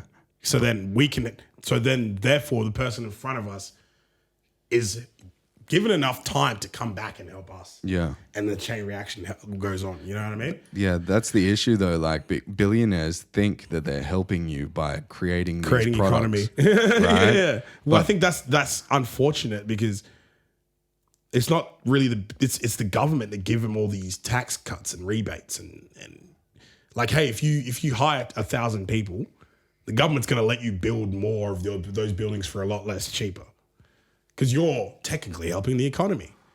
But like if your job, for example, you hear a lot of people that work for Amazon complain about mental health issues, not having enough breaks, all these fucking issues that crock up when you're a multi-billion-dollar company. It's because they have fucking robots as well that work for them. Yeah. So they're like, why aren't you working as hard as the robot? Yeah, and then the robots like, get treated better. No than shit. The human because they're like are way more, like I guess they make efficient. They're more efficient, so they're worth more to the company. Yes. And they cost more to maintain. Yeah. Yeah, you think about it that way, and you're like, okay, cool. So you're a billionaire, and you've created, you know, an economy. You've helped the economy somehow, but isn't it kind of detrimental in a way for your workforce to be not happy, sad, unhealthy, and in the long run, then going back to the government for more help after leaving their job? It's more whether or not for sure. You're like what it is doing. You're creating economy for this small pack of time, and then moving on. Yeah. So it's like it works for the 5 or 6 people that benefit from it. Yeah, for sure. But you're in turn making things worse. But at the same time, it's like. That's capitalism, though. Capitalism is at the key of it, bro. Like, if you can try to churn as much money as you can very quickly, and for a lot of people in a short amount of time, you are that guy. You're the guy. the government will suck you off as much as they need to get you to keep doing what you're doing. Yeah. So unfortunately, we're not rewarding people enough for being philanthropists. True. It's a You know good what point. I mean? Like we Where's like the tax cuts for the philanthropists? Yeah, you know what I mean? Like, Well, kind of they do get it if they're charitable with their money. but what is a charity? It's just another way to funnel your money. Because Yeah. let's think about it, right? Like, and they do this with art as well. Fucking, I say I'm a billionaire, right? Fucking, alhamdulillah. Congratulations. So I'm a billionaire, right? And I'm trying to like funnel off fucking $150 million. I buy a Andy Warhol piece for $150 million. It's now valued at that. I donate it to a museum for this. So I'm not owning. I have no ownership over this piece, but I've donated a $140 million asset to a museum. That's an asset still, Yes. and therefore I still have that money in my system. Yes. Just not the way it looks like. You Yes. know what I mean? Yeah. And then you have a look at a charity. It's like you raise a certain amount of money, you get that back in taxes from the government. So if you're famous and popular enough to raise a certain amount of money and then split that money up between, whoever your VCs are, fuck, life's good. Life's good, man. It's fucked. Like charities are basically the ego fluffers for rich people. You can look good doing something cool and also get your money back.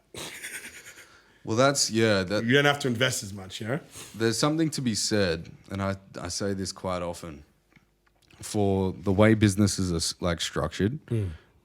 If you've got a hobby, right, and you want to make money from that, well, even if you're already making money from that hobby, in small business, it's always going to be beneficial to you to like push the narrative of like, this is what I want to do. So I'm going to do this. Start an ABN. Start paying taxes through that ABN. Even have a trust that owns that ABN, right? So you can offset. And then like work that business yourself. And maybe, just like in the music industry, just like in everything else that you do, that might take off. And then you could be up there with like the fucking billionaires.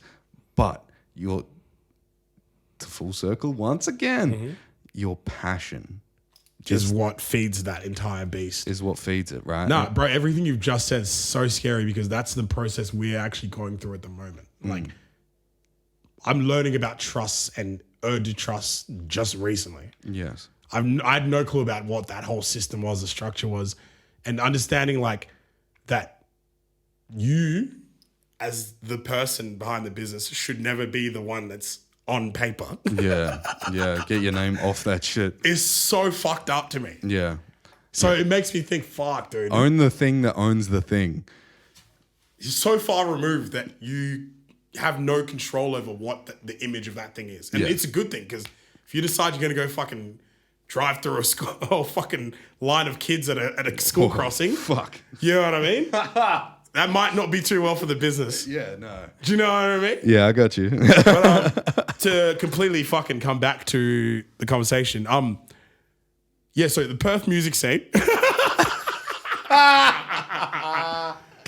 Oh shit. I feel a certain level of I need to make sure I mention certain people in certain places and how important the music scene is in Perth, because if it wasn't for any of that stuff, I wouldn't be here talking to you. And I also think it's important that people outside of our circle knows how important the scene is right now. You know what I mean? Like we could talk for fucking days, bro. Days and days. Well, we should wrap this shit up. So if you want to do some shout outs, Okay. Shout them out, brother. Fuck. All right. How long do we have left? As long as you need. Okay. First of all, I want to shout out to Connect Oz, Hustle and Grind, Bright Tank Brewing. Those three collectives are trying to merge into one to create 6,000 records or recordings. We're working together we're all working together at the moment to try and make Perth or create Perth's first record label. And I mean that in the complete sense. Like you can come to us and we can get you to the next level. It's as simple as that. There's no bullshit, no pay this amount to get this amount. If you're an artist, you're serious and you're willing to put some, when we say, no pay, like we want you got to put some money behind your fucking words. Like it costs money to promote and do these things. Don't just expect to step to us with $0 and no talent and expect something to come out of it. You know what I mean? Yeah. Like, we'll make it work with what we've been given. Art. Invest in your art. Expect to invest in your art. But shout out to Bright Tank, shout out to Connect Oz. Obviously, Hustle and Grind is my company and mine and Shout Zero's out company. Zero. Shout out to the boy Zero, man. He's fucking, he's out in up north at the moment doing some amazing stuff, working with some youth, at-risk youth at some detention centers. Yeah, he posted up he was at Don Dale. Yeah. Yeah, that's awesome, man. Nah, he is the guy for the community, man. He's extremely important to our business, and we actually position him in a place where he is going to be the voice for he's not just his community, but a whole wide community beyond that. So shout out to Zero, shout out Steve's Malassi. I still don't know how to pronounce your last name, bro. We've been together for a while now. Shout out to Matty Moore from Bright Tank. He owns Bright Tank. Him and his wife Gemma are amazing people, and they've really given us an opportunity to expand our businesses in ways that we didn't really know we could. So I'm learning a lot. Matty's become a bit of a mentor for myself as far as the business side of things, but just how to keep your head on when you're trying to navigate your way through things. Shout out to my beautiful girlfriend, Amanda. Like, I wouldn't really be able to keep the stress down if it wasn't for her. Shout out to Playboy Mees, my fucking Don, my guy. Nyoongar Radio. Shout out to Nyoongar Radio. Really appreciate them for letting us use the building and the platform for such a long time and build whatever it is we were trying to build. The whole Perth scene, bro, I've got so much love for. From Amelie Records, Jadon and Byron and 40 and Henny, part of our Hustle Made Records as well. To HV Music, Morns, Reezy, Louis, Dwayne. Shout out to all those boys. Shout out to Slifer. Slifer's blues engineer and one of his closest compadres. Shout out to like all the DJs that I work with at the clubs. You guys are from Remo to Bass Cadet, DJ Stars Ali, Mowgli. Like, I could go down the list of some of my favorite DJs in the city. Remo's highly up on that list though. I fuck with Remo a lot. He's good, man. Playboy Mees is coming for your spot, Remo. So I know he's the Padawan right now, but he's coming, bro. He's coming. Shout out to the whole Perth scene in general. Like, there are so many artists from the Perry P's to, fucking Chopper Chol, Caesar Locke. Like, man, fuck. You hit it. I shout out to everyone. Shout out to the whole fucking scene, bro. Perth, keep whatever you think you all are doing right now, keep doing that thing. Because I think you guys, we don't realize as a whole that the rest of the country is waiting for that big bang, and we're next, bro. So 100%. Well said. Don't let the grind go. Let's keep fucking hustling and grinding, connecting, and thinking in the tank. Hey, good play on words. Good play. All right, brother. How can people get in touch with you? Give them your socials. So Instagram. I'm mostly the gram, mostly Messenger on Facebook. If you need to get my number, you need to be a personal friend. What's your handle on? My handle on Instagram? Big Rock _ AKA Rock on Tour. But just type in Big Rock and you'll find me on the gram. Anywhere else, man, I don't think you really need to find me on TikTok and anywhere else. That's all good, brother. Well, I just want to say thank you to you for coming in, bro. I appreciate it, man. This has been a very interesting chat. And I think maybe let's have another one where we're a little bit more focused on that one. I feel like this one was crazy. That's what I love about these, man. I do not know what I've said today, and I apologize if I've offended anyone, but it is what it is, man. This is Don't me. apologize, bro, because it literally, we're just having a conversation. We're fucking around. Yeah, that's absolutely. how it goes. Absolutely. No, I appreciate it, man. Thank you very much. I can't wait to come back for the next one. You will be back. And I remember I said before, I got to send you some beers. So, go check out Bluephoria, by the way. Bluephoria, the album is coming out. The EP, is coming out tomorrow, Friday. What's the date? 30th of September. Go check it out on all the platforms as you can. TTD, the music video, is coming out on the 7th of October. That's one of the main tracks off Bluephoria. Man, just Baby Blue is next. The dude's got some bangers. Next up. And go check out his IPA that's on sale at Divine Cellars. Yeah. So it is fucking amazing, bro. Amazing. We dropped a beer with the EP, not at the same time, but we're putting it together in the rollout. So if you want to support, go grab yourself a can. The Six-pack. The QR, the 6-pack. The QR code actually is on the back, and it sends you to all the links that you need.